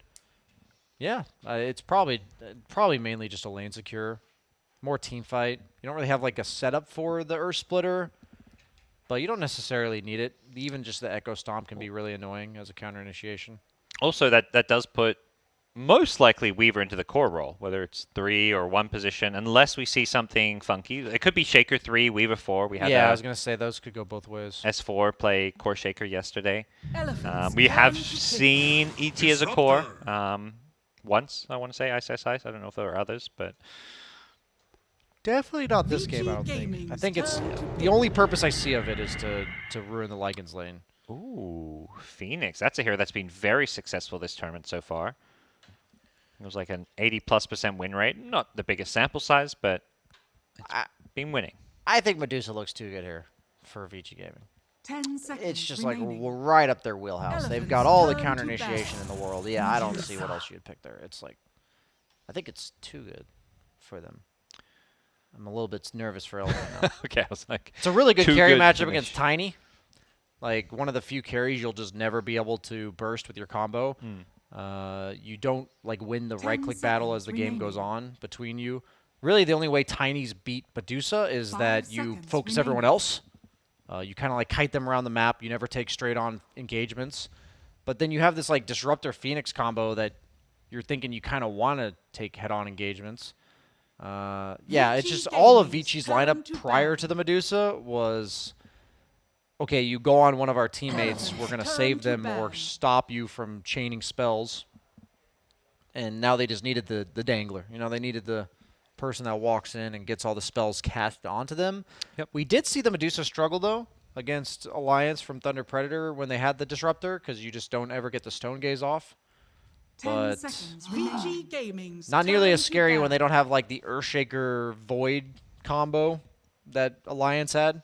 There's not nearly as much control aside from the Disruptor coming out from Elephant's lineup. Well, it seems both teams looking for a mid laner. Some potential for Elephant to maybe 10 do a mid seconds tiny, but remaining. True. unlikely. 5 seconds Both teams kind of remaining. missing that. I mean, I would say just kind of traditional flashy mid, like, or at least some kind of damage output, like the Turn to the Spirit Heroes always come to mind, of course, because yeah, I think when you look at Vici Gaming, to me they do have damage issues until Medusa, like way later on when Medusa comes online. Particularly, assuming whether it's a 3 or a 4 Weaver, like either way, I don't think it's a hero that's dishing out much damage. 10 seconds. You could just go remaining. TB. Not TB. Nah, they actually cover a 5 lot of the seconds heroes in the carry remaining. role from Vici. I was thinking like the PLs and TB to make it so you don't have the tiny matchup anymore, but then you got like Vici the Elder Gaming's Titan. turn This is to wow, that's a Oh. not very exciting hero, but something we No, it haven't makes seen. a lot of sense though. They didn't have a point-click stun. Ooh, okay, there's damage. Oh Oh, and my that makes DK's life pretty sad, right? This is such a nice draft from Vici. I feel like I like their draft a lot. Okay. I'm just thinking, okay, since I like Vici's draft a lot, where does Elephant make it happen? I'm just under the impression that the Elder Titan's going to 100% secure Poyoyo's lane, like DY's just going to... He could probably 1v2 against Phoenix Lycan. And then PYW absolutely owned in game 1 as the 4-position Weaver. Yeah. He's right back where he was there. And once Batrider gets BKB, his game's like really easy. But we have seen Batrider struggle against like Lycan plus a little bit of damage. You just don't have much armor. You don't really build armor items super early on in the game, where you just can't really run in. Batrider has to just pop Firefly and run into the fray. So I'm a bit concerned for him to be able to do that this game. But yeah, against DK, it feels really nice. All right. Well, we're going to see. Be hopping in just a second. Perhaps tough times for Elephant, who they come in as the 5th team representing the Chinese region, coming through the qualifiers, but is a region that's stacked with a lot of depth, a lot of top-tier teams. And when you look at the players, a team I think for Chinese fans there's high expectations on, or at least high hopes for, because of just who is playing on the team. But after a good day 1, they've started off 0-1 here on day number 2, looking to tie things up here against Vici Gaming, but a draft deficit, it sounds like you're saying. Hey, that's from my perspective. I also favored Elephant's, game plan last game. So take it with a grain of salt, Prepare people. for But what we're going to have to be looking for is, can this Lycan create the early tower pressure? Because the tower defense from Vici is pretty committal. Like, they have Echo Slam, they have the Batrider Lasso to pull the DK out of position. But if their abilities are on cooldown, towers are going to fall, so I think that's where Elephant's lineup can flourish. They've got the DK plus Lycan combo, and even Tiny eventually. The one thing I'm really looking at is if there's like one game-losing fight from Vici, they actually will literally lose the game off of it. Like their entire base will die. As I'm trying to take it seriously, Mira, but your laugh has been distracting me. That's the goal. That's why they're hoping it's working the same way on working. the other 30 team seconds as to it's battle. working on you. Precisely. But we'll be getting things underway here. Game number 2. Day 2 of group stages. Pressure's heating up. Maybe not so much right now on these two teams. When you start 3-1 day 1, you can kind of at least feel, like you're headed the right direction. Yeah, you're not bottoming out. Yeah. But upper brackets on the line. It's the teams, the Thunder Predator who goes 0-4. Suddenly like, okay, we need to find a way to turn things around. Even like, Alliance 2 and 4. There are a few teams that only played one series, like, the Quincy's who go 0-2. Obviously, a team I think who can get upper bracket, but Quincy's already 0-3 as far as we can tell. They lost their first game to Beast Coast. And, yeah. that's a surprising one. But we've got a whole game on our hands here. Something about, like when you say give them the business, right? Like you say somebody's giving them the business. I just love watching Elder Titans. They just walk in and I'm like, he's giving them the business. He's got his briefcase ready. He's got the cosmetic, though. That kind of ruins my immersion. No longer a briefcase. It no longer looks like a briefcase. So, DY, I personally resent you for that one, but it's fine. I didn't notice it before I started that entire spiel. It looks, I don't know, more like a big lantern on a stick or something. Yeah. Kind of looks like cotton candy almost. Not when you zoom in. Yeah, no, it looks. Don't do that. It looks like it packs a punch. Yeah, it does look. I don't know, the briefcase, man. It looks. Maybe I'm just like scarred by the briefcase. You know, all the times I've gotten like two-shotted by an Elder Titan randomly. It was when he had a briefcase, but to me it looks less intimidating than the briefcase. And this, you can see why this ET is being picked. It's securing this lane so easily for DY against Lycan Phoenix. Just like one-shots a wolf there. You're gonna keep those wolves away. Yeah, Poyo's living the dream as a Medusa. Just Yeah. hitting creeps, don't even have to zone. Occasionally throw out a snake here or there just to help your support, not to make sure you're securing anything. What a nice carry game. The support dream. The supports, you know, you wish you get in pubs. Yeah, Somnus seems like he's doing okay mid. Went for the super early boots. Against Batrider, you don't really need damage. And this could be the one lane that I think Elephant can kind of blow open the map with. Yeah. Tiny's terrifying in the early game. Hits for 71 plus the 20% from the tree. Quick maths of 85 damage.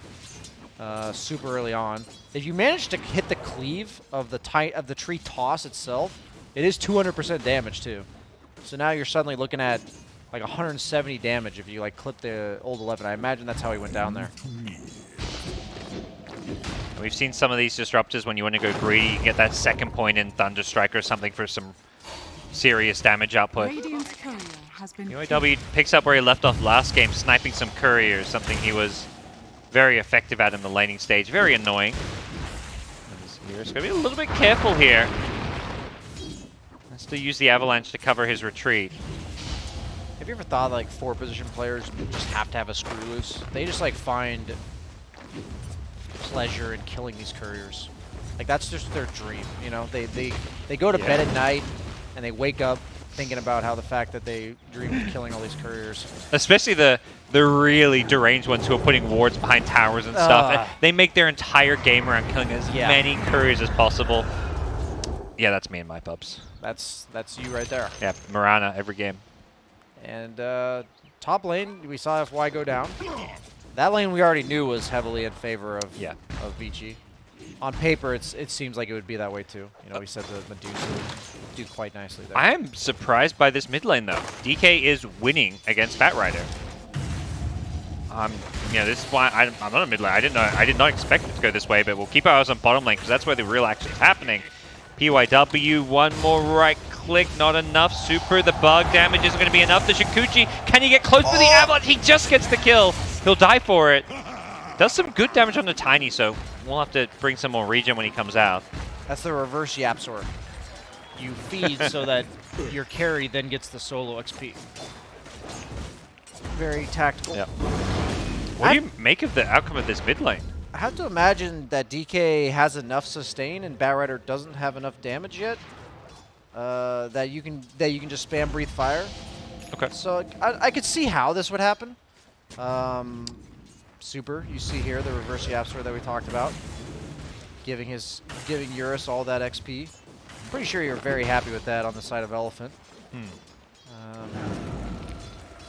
I think it's now that Batrider is going to be 6 really soon, that dynamic in the mid lane will change a bit. The thing about DK is he wants to walk up to your tower and siege it with Dragon Form, right? And you can't really do that against Batrider. Yeah. If he just gets like any rotation from just, I guess, every time I think of Shakers rotating, I remember there are 3 positions in the games I'm casting, but just really anybody, just +1 for a little bit of extra damage. So much damage. I mean, this is part of why we've seen so much Tiny, is just how strong this hero can be in the laning stage. So that's just that 200% cleave on the Tiny tree toss. It used to be 150, and then it's just like, let's make it 200 on the throw splash there. 2-0 and 1. All 3 kills of Elephants have been down in this bottom lane. I think part of it, I mean, you mentioned after seeing the first game, like, even though Elephant lost, it does look like Somnus is kind of maybe the superior mid player, at least in the laning stage. And he's a player who, while maybe known for some of his flashy heroes at times, he played a lot of DK. He's always played a lot of DK, so he knows this hero back to front. He's got super on his team. Like, if he didn't play DK, Yeah. I feel like that's just not okay. They wouldn't be The on. DK They wouldn't coach. be teammates. Yeah. Yep. As the boots soaring, and we'll see a battle over this 6-minute rune. Invis spawns bottom. Gonna be picked up by the Batrider, bottles it up. I think he was gonna stun him there Oh, to get the room. didn't but have he mana, quite yeah. have mana, yeah. Could have popped the Soul Ring, I guess. But I think he had to have stunned instantly Yeah. and didn't realize he wasn't gonna have mana because you have the mana and then you pop your ultimate for the 50 mana and then you don't have mana. Been there, done that, my friend. Oh, tiny top of the net worth as we kind of poke towards the end of the lane stage. It's going to be an Invis Lasso mid. Pulls him back into the tower with the TP in for PYW. Stomp from DY going to allow the Batrider to kind of keep up as well, as they'll get the kill with the PYW rotation. That's just really shocking to me that Somnus went for that. Like, He knew it was an Invis. Yeah, he saw him invis, and the two supports were missing. And on paper, I said it was scary for Batrider to, or for DK to push into Batrider. So if I know it's scary, I think he should. So that's a little odd. That's very important. That's the first DK form that usually nets at least like a significant portion of the HP of the tower. But that's a very healthy tier 1 tower. We're seeing Elephant, yeah. All 3 lanes have kind of turned out at least okay-ish. The top lane kind of the one that, you know, maybe they've got to worry a little bit about, a free farming Medusa. But Yang does have his helm up now, and it's still Lycan. You don't need to win your lane to have an impact on these games, as we've seen time and time again. Dire's middle tower is under Yeah, attack. we talked about the tiny matchup against Dusa not being so great, but maybe with that Lycan Axe, it's good Yeah. enough. You know, that's enough of the damage.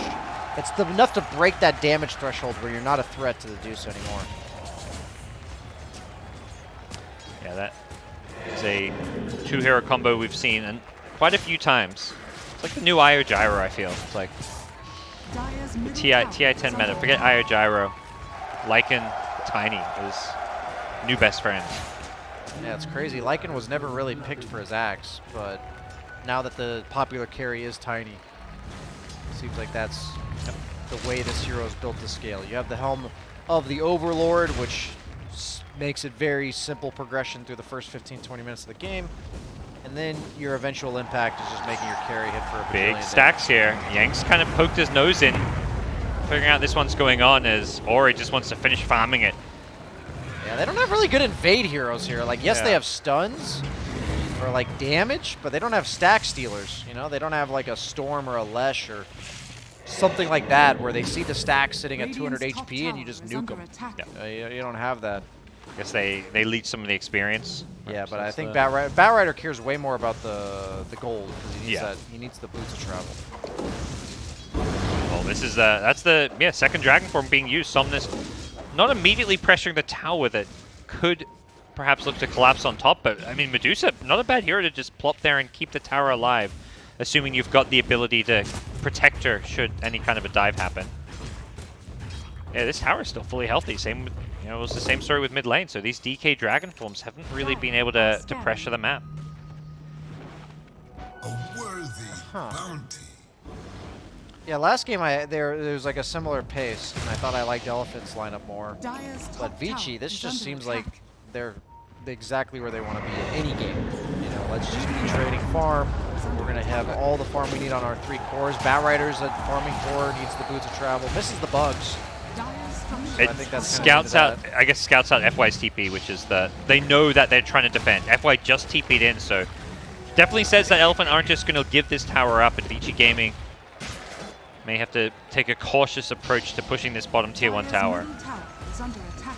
You already got the blink dagger done on the shaker. He was debating Okay. between treads or a straight blink, but he's already got it. So that's very early. Pretty terrifying, I'd say, mainly for the supports. very beefy strength cores that aren't necessarily the most juicy echo targets.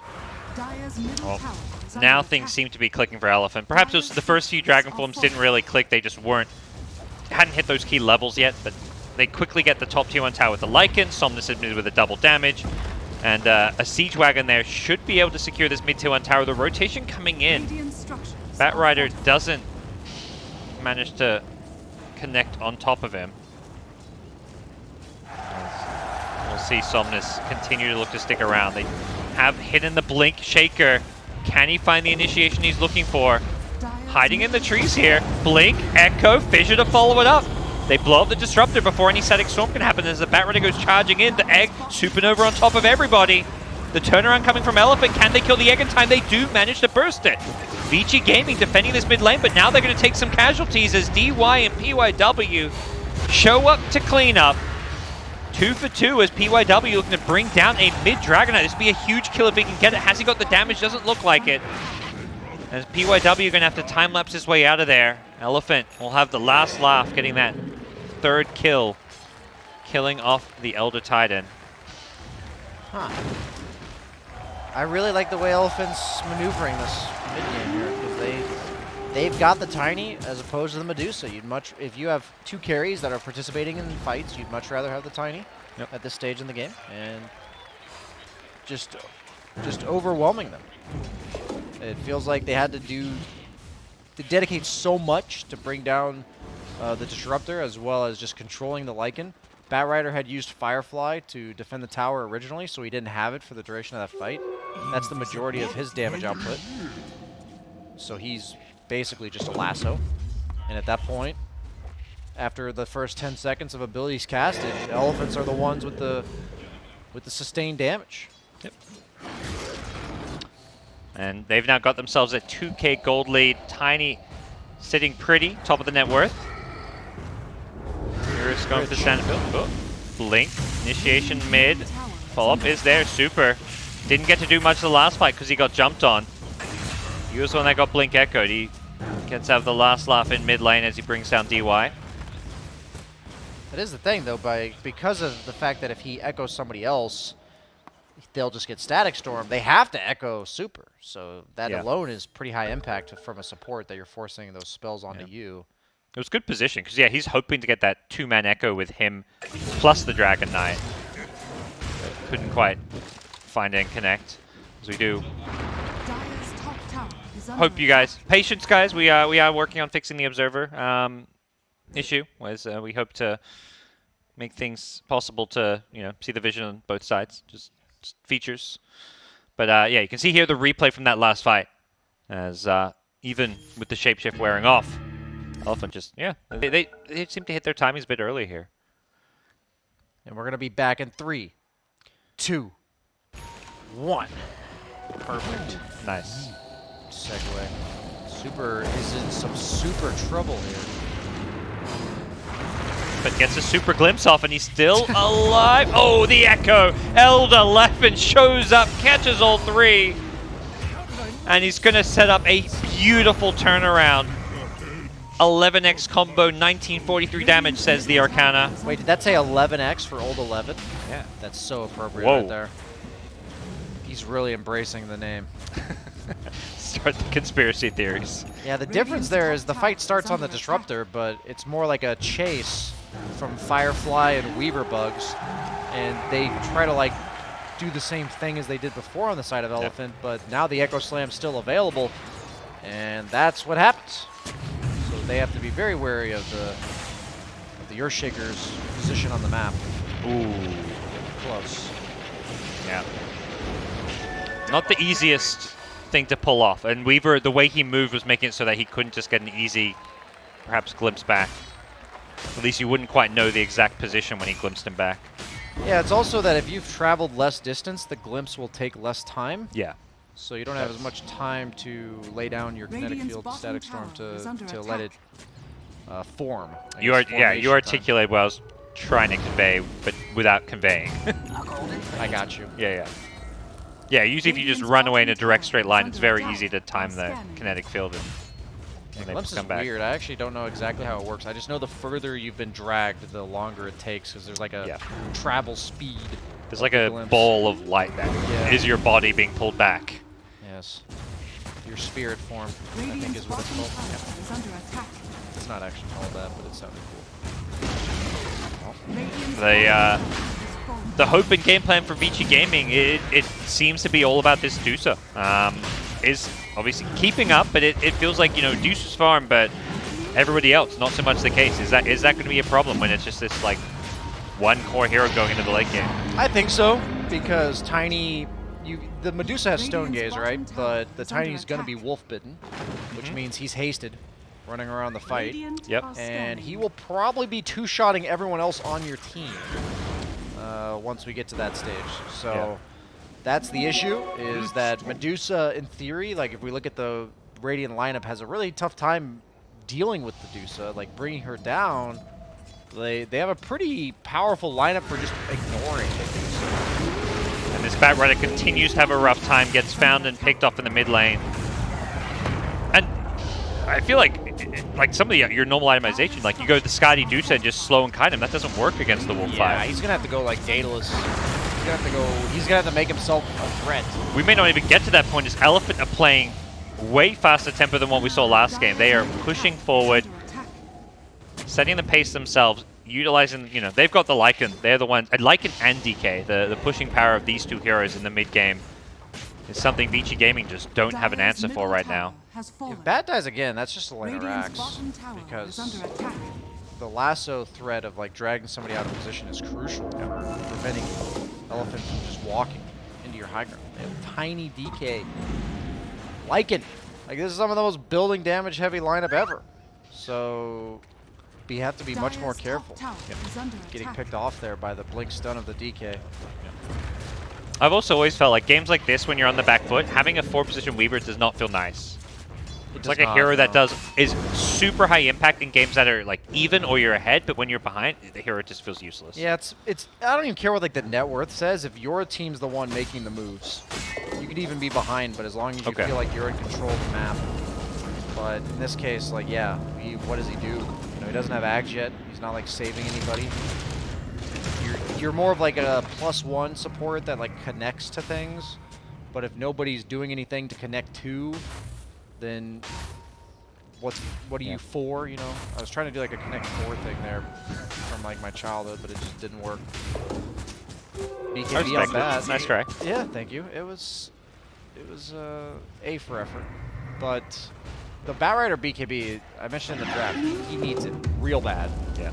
And he is still a full Mithril Hammer away at this stage. So he's getting a little bit of time to farm here. But even once he gets the BKB, they still have the instant disable from DK to catch him out. Yeah, and you've mentioned like the lasso threat when they're taking a fight or pushing high ground, but yeah, without a BKB or maybe even a Blink Dagger, it's very hard to reliably utilize it. He's dealing with the Howl minus armor and a Tiny plus DK, so pretty scary stuff even when he's in the BKB. He'll have to make sure he gets like a plate mail, just like a casual plate mail even, just to not die during BKB. Elephant continue to control the entire top and middle side of the map. Just starting to increase their lead. Still not anything crazy big. It's like 3K gold, but you see the net worth, and it's gold in the right places. Dire's top tower Tiny's is not under even attack. at his peak yet though. Like Yeah. the shard Dire's timing top for tower Tiny is is where it all falling. comes together. I'm pretty sure Radiant's middle this game's tower just gonna is end under when they attack. have the Ags on Lycan, Dire the are shard scanning. BKB on Tiny. I Yeah. feel like that timing is gonna Radiant be structures are fortified. terrifying. And a game like this, it feels like that shard timing. He gets that shard theoretically for free with Roche number 2. Oh yeah, I didn't even consider that. Because they've already killed Roche once. I think the age is about to expire. So in about, 3 to 6 minutes, he's going to have that Roche number. Roche number 2, Aegis, free shard. So that's a free 1,400 gold. And they may just be ready to go high ground. Like, Vici Gaming have to be ready to either contest Roshan or somehow defend that high ground push. PYW is being a little bit of a nuisance about all the Weaver hero can do when he's in this spot. Yep. it's like, okay, you have this Axe, right? In last game, they had the Lena Lion on the side of Elephant. And it felt like if they don't burst somebody in the first 2 seconds, it's like GG for them, right? But in this game, the Weaver Axe doesn't feel as like a clutch of a save, I guess you could say. Because the Tiny alone could probably force you to time-lapse one of your teammates. And then you probably have to, like, target their portrait or something because they're up in the air. He time lapses back into a Dragon Tail. That should be enough to bring down PYW. Nice play from FY, knowing that he can just dive in and dust. He wanted to time lapse off the dust and died because of it. And they're going to immediately smoke. Even though it's just a Weaver kill, he's the one preventing them from getting all the lanes in. So he's the one actually preventing the group up and fall. So this is a great opportunity for them to say, okay, we've gotten rid of that pesky bug on the map. Yep. Let's go ahead and move out. As quickly as possible back to the other enemy side of the map. They don't want to be playing anywhere near their side. Yeah. Probably want to reclaim this enemy outpost again as well. It's more of like a map control smoke. I don't think they're actually expecting to find anybody here, Yeah. but you see them reestablishing vision for the second roach. So this is a cool move. Get the outpost, get vision. You now control the area of the map that matters to you. Moving forward in the game. But here we go, Vici Gaming smoked up. This feels like the big moment for them. No Roach number 2 for at least a couple of minutes, but they've got the BKB on Batrider. Blink Shakers have been out for some time. They're looking for that big kill of their own. Poyoyo, he's got the Skadi timing. He's kind of the bait, but kind of mentioned this Skadi may not be as impactful as it normally would against a hero like Tiny because of Wolfbite. Radiant's middle tower is Yeah, under Radiant was attack. scanning to see if there was, they suspected something was afoot. Radiant's middle tower And the has second fallen. Poyoyo shows himself on the mid tower, they know exactly where the rest of Vici Gaming is.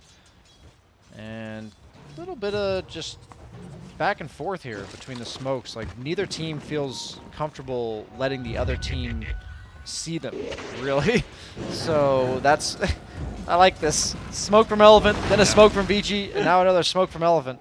Yeah, and it's like they're just using nukes on creep wave, so very likely Vici just can see that and know that they're smoked or there, but it's such a game of kind of tactics and map control, as you put it, where they're not looking for that kind of gotcha moment with the smoke.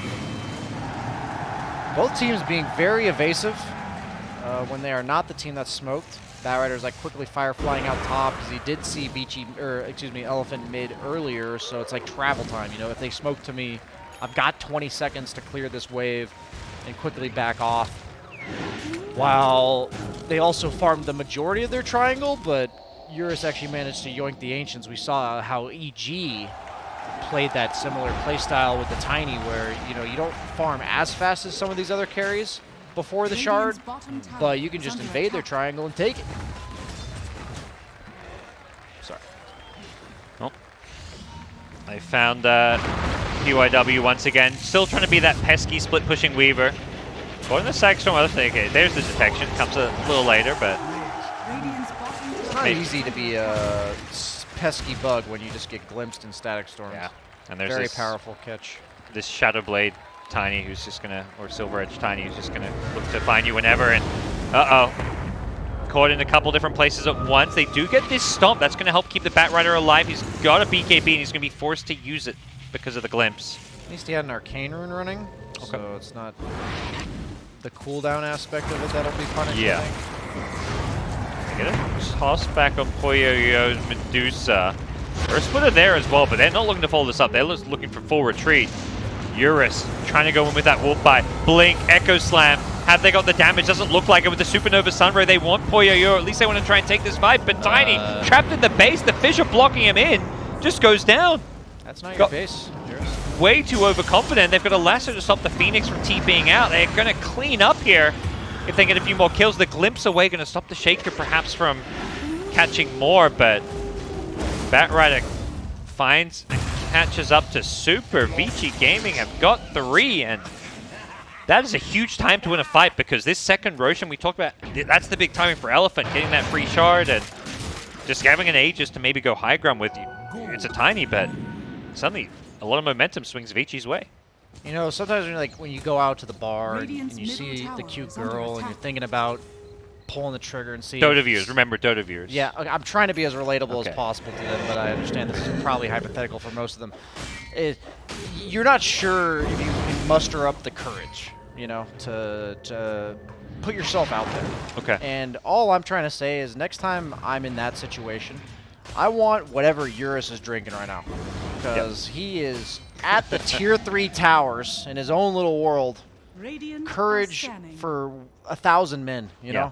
know? All of us out there, we could use a little bit of that. So. So Dota viewers out there, you're at the grocery store, you're checking out, and you see Gorg there. You know, he's walking his dog. You want to get an autograph. You're like, Radiant's top man, tower is under attack. I'm a tier 3 sub. I've been watching Gorg stream for 6 years. I'm like, I just comment don't- on I all can't do your it. Reddit threads. Yeah, exactly.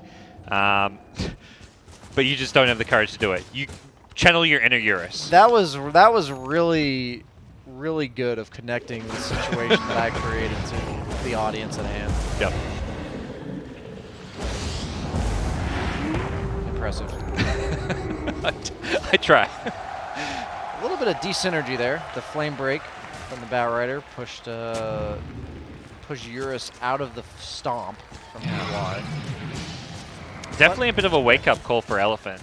I mean, or maybe just for Eurus, I guess you could say, since he's the one that led the unfortunate charge into the enemy base. But both teams going to be standing off around this Roshan pit. There is some good scouting from Lycan Wolves. They get dealt with by sentries, but this Roshan respawning now. Huge moment for both teams here in game number 2. Yeah, you're against Medusa. You can't afford to Sling, slip up. Dragon Tail, they go on the Medusa. This is a very tanky Medusa. They don't follow it up, I think, knowing that it's not the target to go on. Old 11 positioned perfectly in the trees. The glimpse back. They want Poyoyo. They have to be careful not to group up for an Echo Slam. They're going to Sunray with the Supernova. FY wants to force this fight. The lasso on the sides. It's going to be... They're going to catch the Tiny. He gets blown up. He doesn't get a chance to BKB. He got chain stunned there. Even with the Wolf Bite, he gets deleted. Another fight where Eurus gets a bit too overconfident, and also just Vici Gaming, Old 11, hiding in the trees position perfectly, punishes him. Yeah, he definitely looks like a Gork viewer.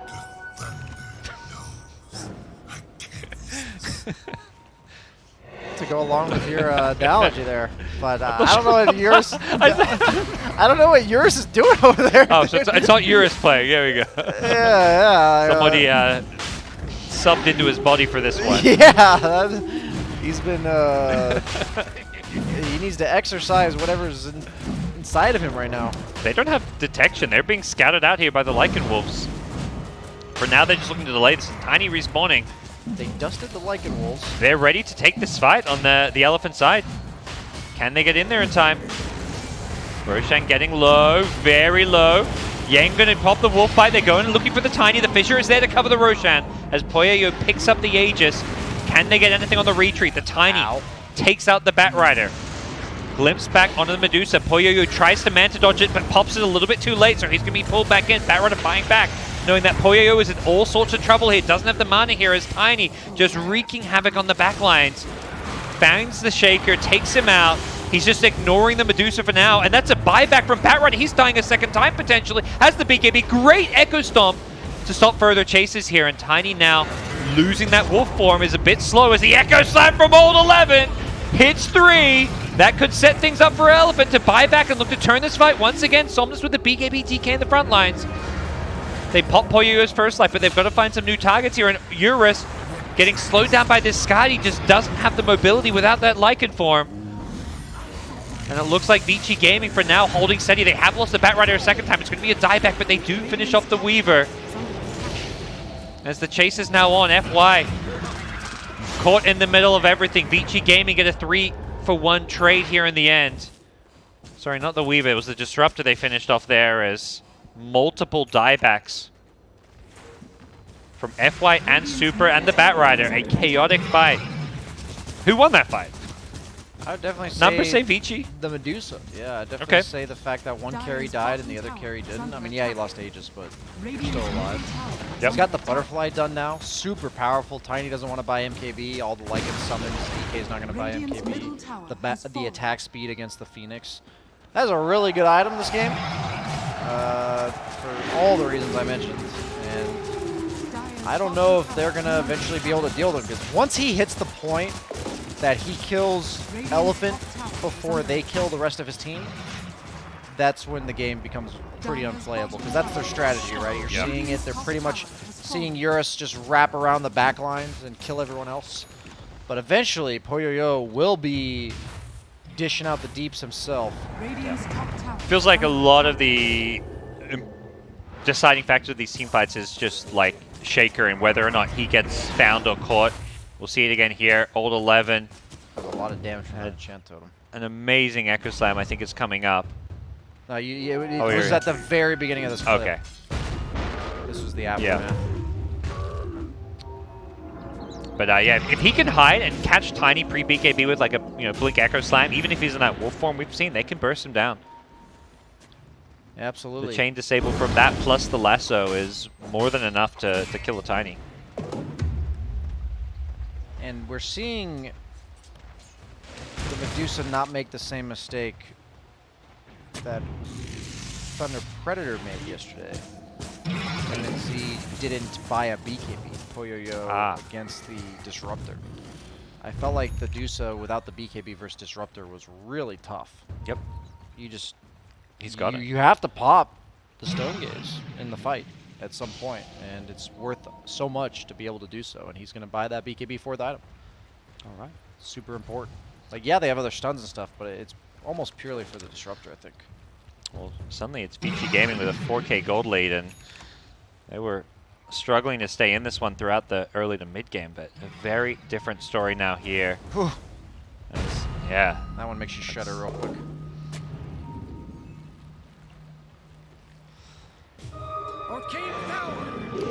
Elephant is playing around their high ground here. Not a moment where they have to maybe press out. And if they knew Medusa had a BKB, probably not one where they would want to make any kind of an aggressive move out there. Close to a couple new item pickups. The Ags on DK, the big one that they're closest to. They've changed that a lot. What does it do nowadays? The DK Ags? They keep changing the stats on it. Oh, okay, the numbers. So you still get the free pathing, you get the magic res. I think it used to be more. Yeah, I feel like I remember like 30 or 40%. Yeah. Okay, so it's still the same, it looks like. I just remember they changed the stats on it a few times. Pretty much the same item, though. Powerful. The free pathing aspect will be really nice for wrapping around on the back lines. Free pathing, it feels like just makes you like super tanky. Yeah, you also don't get blocked by the fissure. Worth considering. Yep. Oh, yeah. You can chase Batrider. But the Ags we also saw there, coming out on Shaker shortly. That's going to give him a lot of mobility in these Radiant fights. are scanning. That Titan's Liver's pretty value for him. That magic resistance and base damage bonuses. Yeah, not usually the hero you'd expect to see it on. Usually that's like the core. But Yeah, he's elected to keep the Paladin Sword on Poyoyo. Yep. So that means we get to give the hand-me-downs. That's how the carry works. Give our scraps to our teammates. As long as they understand that dynamic, things can remain civil. So yes, poor support's not even getting a Philosopher's Stone. Who took it? The Batrider, Batrider? yeah. I've definitely taken it as like an offlaner or something. If I'm some hero that doesn't want to right click, I'm like, yoink. Yep. Supports get so mad when you take that. First come, first serves. You know, what world have we come to where supports think they're entitled to an item? Yeah. Exactly. Man, let's just rewind like 5 years and I guess Make, that's progress or something. Make wards cost like 200 gold again. Yes, please. Buy me my courier, please. Yep. Upgrade Curry. It's 3 minutes. Where's the upgrade? Yep, please. Or when you died, you made them buy you a TP and they drop in the fountain for you. Ah, yes, yes. That was a classic.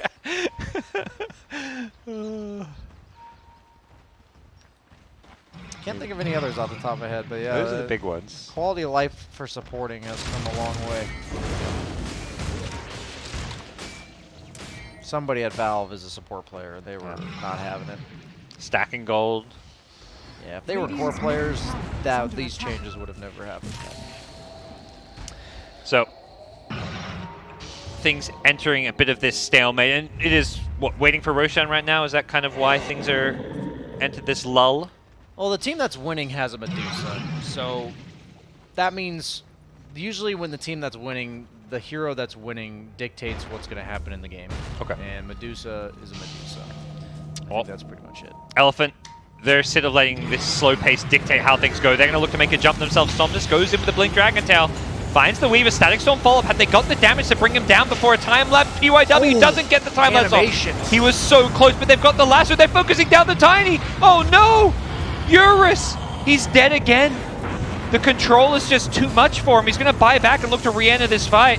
Not sure it's a fight they want to take. Poyoyo is being disarmed, limiting what he can do on the Medusa, but they just don't have the damage on Elephant to finish off some of these other kills. They do manage to find the Batrider, and that may be enough for them to turn this fight in their favor, as Eurus is going to be making his way back into this one. I think Vici Gaming say, that's fine, they bought back on Tiny, let's just get out of here, but suddenly they're 3 versus 5 without buybacks. I think they can hold. 10 seconds on Batriders on the cooldown. Oh, he doesn't have the gold. Doesn't have the gold though. So, to the high ground we go. This is Tiny. This Tiny pushes these buildings incredibly fast. Oh my god. Absolutely shredding through these buildings.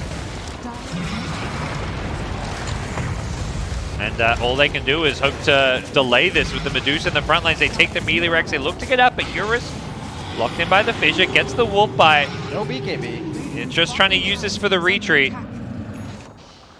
Yeah. Okay. He's learned his lesson from those last few fights. He gets blown up quickly. You know, I'm like the Medusa. He's going to be able to stand his ground. He can defend these racks. And then I realized that Eurus will kill the entire lane of racks during the duration of a halberd. So Yeah. that will make the difference there. Oh. Super. That was a bit optimistic. He's taking notes from Eurus. He's hitting up that lady. He's hitting up Gorg at the grocery store. Yeah. He's got that autograph. Balls of steel. Buyback as well. He's back. Well, this Roshan, this is, yeah, the big Roche. Roche number 3. And we're looking at Vici Gaming taking this down pretty damn fast here. Old 11 gets off a nice fissure to kind of block at least some of the entrance. They can't get around that fissure. And that's going to be a refresher shot going their way as Batrider tries to go in but gets Dragon-tailed. Time-lapse is going to pull him back into safety as Yang pops a shapeshift now, not going for any kind of bite just yet. It comes off cooldown. He's going to look to set Eurus up. They get the stomp on a Somnus, who's very, very tanky here. Tiny combos down. That's a dead shaker. That's a big kill to get. Elephant, they're probably going to want to go for more here. They have the Stone Gaze to worry about if they go initiate again. PYW gets a time-lapse himself just to stay alive, and he's still being spotted here. The chase is on. They want him, and with the Supernova being dropped, there's no way Vici Gaming can take this fight any longer, and Medusa is trapped in the middle of it, going to get caught by the Supernova stun. Tiny just shredding on through. Wolf form will end, but they've killed the Medusa once. Can they do it a second time? PYW in the neighborhood. He's got to be careful not to get a little bit too close. The Echo Stomp is there. Poyoyo just doing what damage he can. Finds Super on the Disruptor, takes him out of the fight. Weaver caught in the Static Storm, manages to get Gucci on out of there. And now they found the Tiny with the lasso. Eurus is dead without buyback. Oh no. And it's on cooldown, so they know he doesn't have it. Can they chase for more? Doesn't look like they see Yang or FY. All the lanes are pushed in favor of Elephant, though. So they're going to Yeah. have to go. They're not probably going to be able to do anything with this. A chaotic fight. Both teams, I mean, even on gold XP and damage, but really comes down to where things stand with the lanes and the buybacks. And I guess good news is no more Aegis, but still quite some time with no buyback on Tiny. But This halberd on the DK is owning Medusa right now, but maybe he considers taking that Titan Sliver over the Paladin Sword just to get that status resistance. Like, I think the only issue Poyoyo's having is he's not really dying, he's just not able to kill anybody. Creeps are coming in. yep, Somnus charging forward, gets the Blink Dragon Tail. They catch the Weaver. That's the save. One less hero to worry about. Now you can kind of jump anybody you want without fear of that save potential, and Vici Gaming may just have to reconsider this push, but they've also got to worry about Somnus, who is just flying forward. This DK is just fearless, looking for that Dragon Tail. Is going to find the ET. Somnus is just wreaking havoc. He's just so damn tanky. He feels unkillable. He's got an Orchid now as well. Has the Bloodthorn queued up. He's going to be doing a lot of damage in these fights. Not careful. Great Static Storm on a 2, but Batrider going to BKB his way out of this. Looking for that lasso target. Super. It's just a support. Not perhaps the best find here, and they've got to worry about Tiny, who's respawning in 7 seconds here. Poyoyo just constantly being disarmed. Just going to go for the Stone Gaze, but can't attack until now. Finally, Somnus, with the help of Old 11, is going to get taken out. The physical damage actually dealing with the DK there, surprisingly. It's not exactly how you see DK usually getting brought down. MKB is a really good pregame as well for Poyoyo. The best damage item against all these high armor targets that are in BKB. The proc damage does go through BKB, and it's magic, so it works out perfectly. I'm learning something. So the way that Lycan's Ags works is it makes every hero in the game melee when you bite them. But apparently that doesn't apply to heroes with abilities that set their attack range. Oh, to the DK. Yeah, so the DK and the Tiny. Tiny's a tree, gives him 350 attack range, and the DK's ult, I think, puts him at like 500. So these heroes are still attacking from range, which is weird. Yeah, that does put him at 350. Yeah, I saw 500. I heard the wolf pipe being used last team fight. Yeah, I didn't actually. it was on DK. It was on DK. Okay, yeah, I couldn't. he's I like a couldn't tell. dragon wolf. The lore doesn't really make any sense. Is under attack. And it sounds like, if you guys are wondering, if you were to be a werewolf dragon, the dragon form would take priority. Yeah, I'm waiting for season 2 of the Dota anime. Yeah. Where we see the Lycan wolf bite on Dragonite. Yeah, we'll definitely have to see this. It'll be in there. Yeah, the explanation of how this mechanic works is very important. Yeah, it's very lore friendly. You know, everything in Dota there's an explanation for. Yeah, and there's the best way to get that now is through anime. Yeah. The power of anime will compel us. Radiant are scared. He's got the Shivas on bad, so he's not just going to die instantly. Level 25, Been there, my friend. minus 35 flaming lasso cooldown. That is nice to have. That is. If he gets that Octarine core, that would feel really nice as well. Juicy, yeah. Yeah, a couple level 25s on the Dire side. Radiant approaching there. I think DK was 24, so they're getting near. Ooh, a fresh orb for FY queued up. He's got the Ooh. Philly. Yep. He'll get there soon enough. Haven't really felt the impact of his supernovas in some of these fights. They have pretty mobile heroes on Vici. The Weaver, the Batrider, Earthshaker's got Axe. Doesn't feel great to play Phoenix this game. And I think part of the problem is also his teammates are super mobile, so they're like chasing the backlines, and there's no like clear area like this is where we team fight and where you put the egg. Exactly. Like he doesn't have that Puck or Mars that positions the enemy. And usually if you have like an egg down, that means this area is ours. But I think if Poyoyo pushes his ult, it almost no feels longer. like it's still in favor of Vici. Yeah. The terrain war. Yeah, every fight it feels like, yeah, Eurus and Somnus are just like, yeah, let's just charge the backlines. We don't care if the rest of our teammates can't get there. Shaker on the high ground here. Potential Fissure on 4. Echo Slam God. fall, catches 3. Oh, and 11. He's going to finish off the two of them. Supernova looking to turn this one around. Elephant did not see that one coming, but the Shaker on the hill showing Arteezy how it's done, how to play from the cliff. Elephant lose 3. Oh boy, Is under attack. that was brutal. Holy moly. I know going into this game, I said I thought Vici's draft was better, but I think they've legit just Radiant's top executed tower is at a falling. way higher level than Elephant throughout Yeah. this series. I think Radiant's top this was Elephant's game to lose. I think they should have won this game with where they are at, like 25 minutes in. Yep. And they've had like maybe 3 slip-ups. I'd say that positioning was one of them. And I don't think like Vici has slipped up. They were behind. Yes, they were losing. But their execution, like positioning on the map, like are they ever going to expect a Shaker who's just chilling on the high ground, who sees you, like PYW broke the smoke on the left, so it took Shaker being positioned there with PYW breaking the smoke to give the vision to set up that play. And these are just the type of things that makes Vici who they are. Blink Lasso, they found Tiny. Eurus, he cannot afford to go down. He went very Doesn't have down. buyback. Radiant's middle And tower yeah, it's not up to him. Vici Gaming, I think with that, may have just secured game number 2. It's GG. We'll see it here once again. That's the big fight. That's what you guys wanted to check out. And wow. I almost felt like Old 11 himself couldn't believe it. Like when he hit the fissure, it was like he hesitated for half a second before X time. He's like, wait a second. I just hit 4? Okay, let's do this. We're going. 1, 2, 3. Yeah. He had time to count.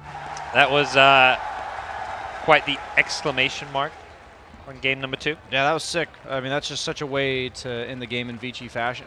That is their bread and butter, man. Team fight, map, movement, execution. Yeah. Every game I see them, I feel like they look like they're in a worse spot than I would expect at like 15 minutes, or like they look like the team that's going to lose, and then it just 1 or 2 slip-ups from the other team. Yeah. And they always force it. Like everyone's doing it when I see them play, so I have to believe it's more so them causing it, or like just always punishing it, and more so than the opponent doing it. They seem like a team when you're playing against. You have to really be on your A game. Like, doesn't matter how good things are going. You cannot. Yeah, you can't make those mistakes. Step out of position once. Yeah. You're done. Which is where I think Vici have struggled to get those, top 2 placings because, the teams who are in their peak form, as we saw with, EG, IG, LGD, they get business done. They're not going to make those mistakes when they get ahead. But Yeah, but even as simple as just like overextending one time and the fissure block keeping you within base, like I don't think Eurus expected to get stuck there. But yeah, great play from Vici. I think they definitely look like the better team in this series, taking it 2-0. Well, we've got more Dota. We've got VP versus T1 up next, so we're going to head to a couple of different regions. VP, they've been red hot there, 5-1 after a draw with OG, one of the potentially top teams of the tournament, and T1 a bit of a shaky day one. So we're going to see if they can bounce back. We all know what they're capable of, having seen the Animajor, or if you haven't, they are a team that can fight with the best of them. So we're going to take a break. We'll be back in like 5 minutes, I think. That sound good to you? Give or take. Yep, give or take. We'll see you guys soon. Stick around.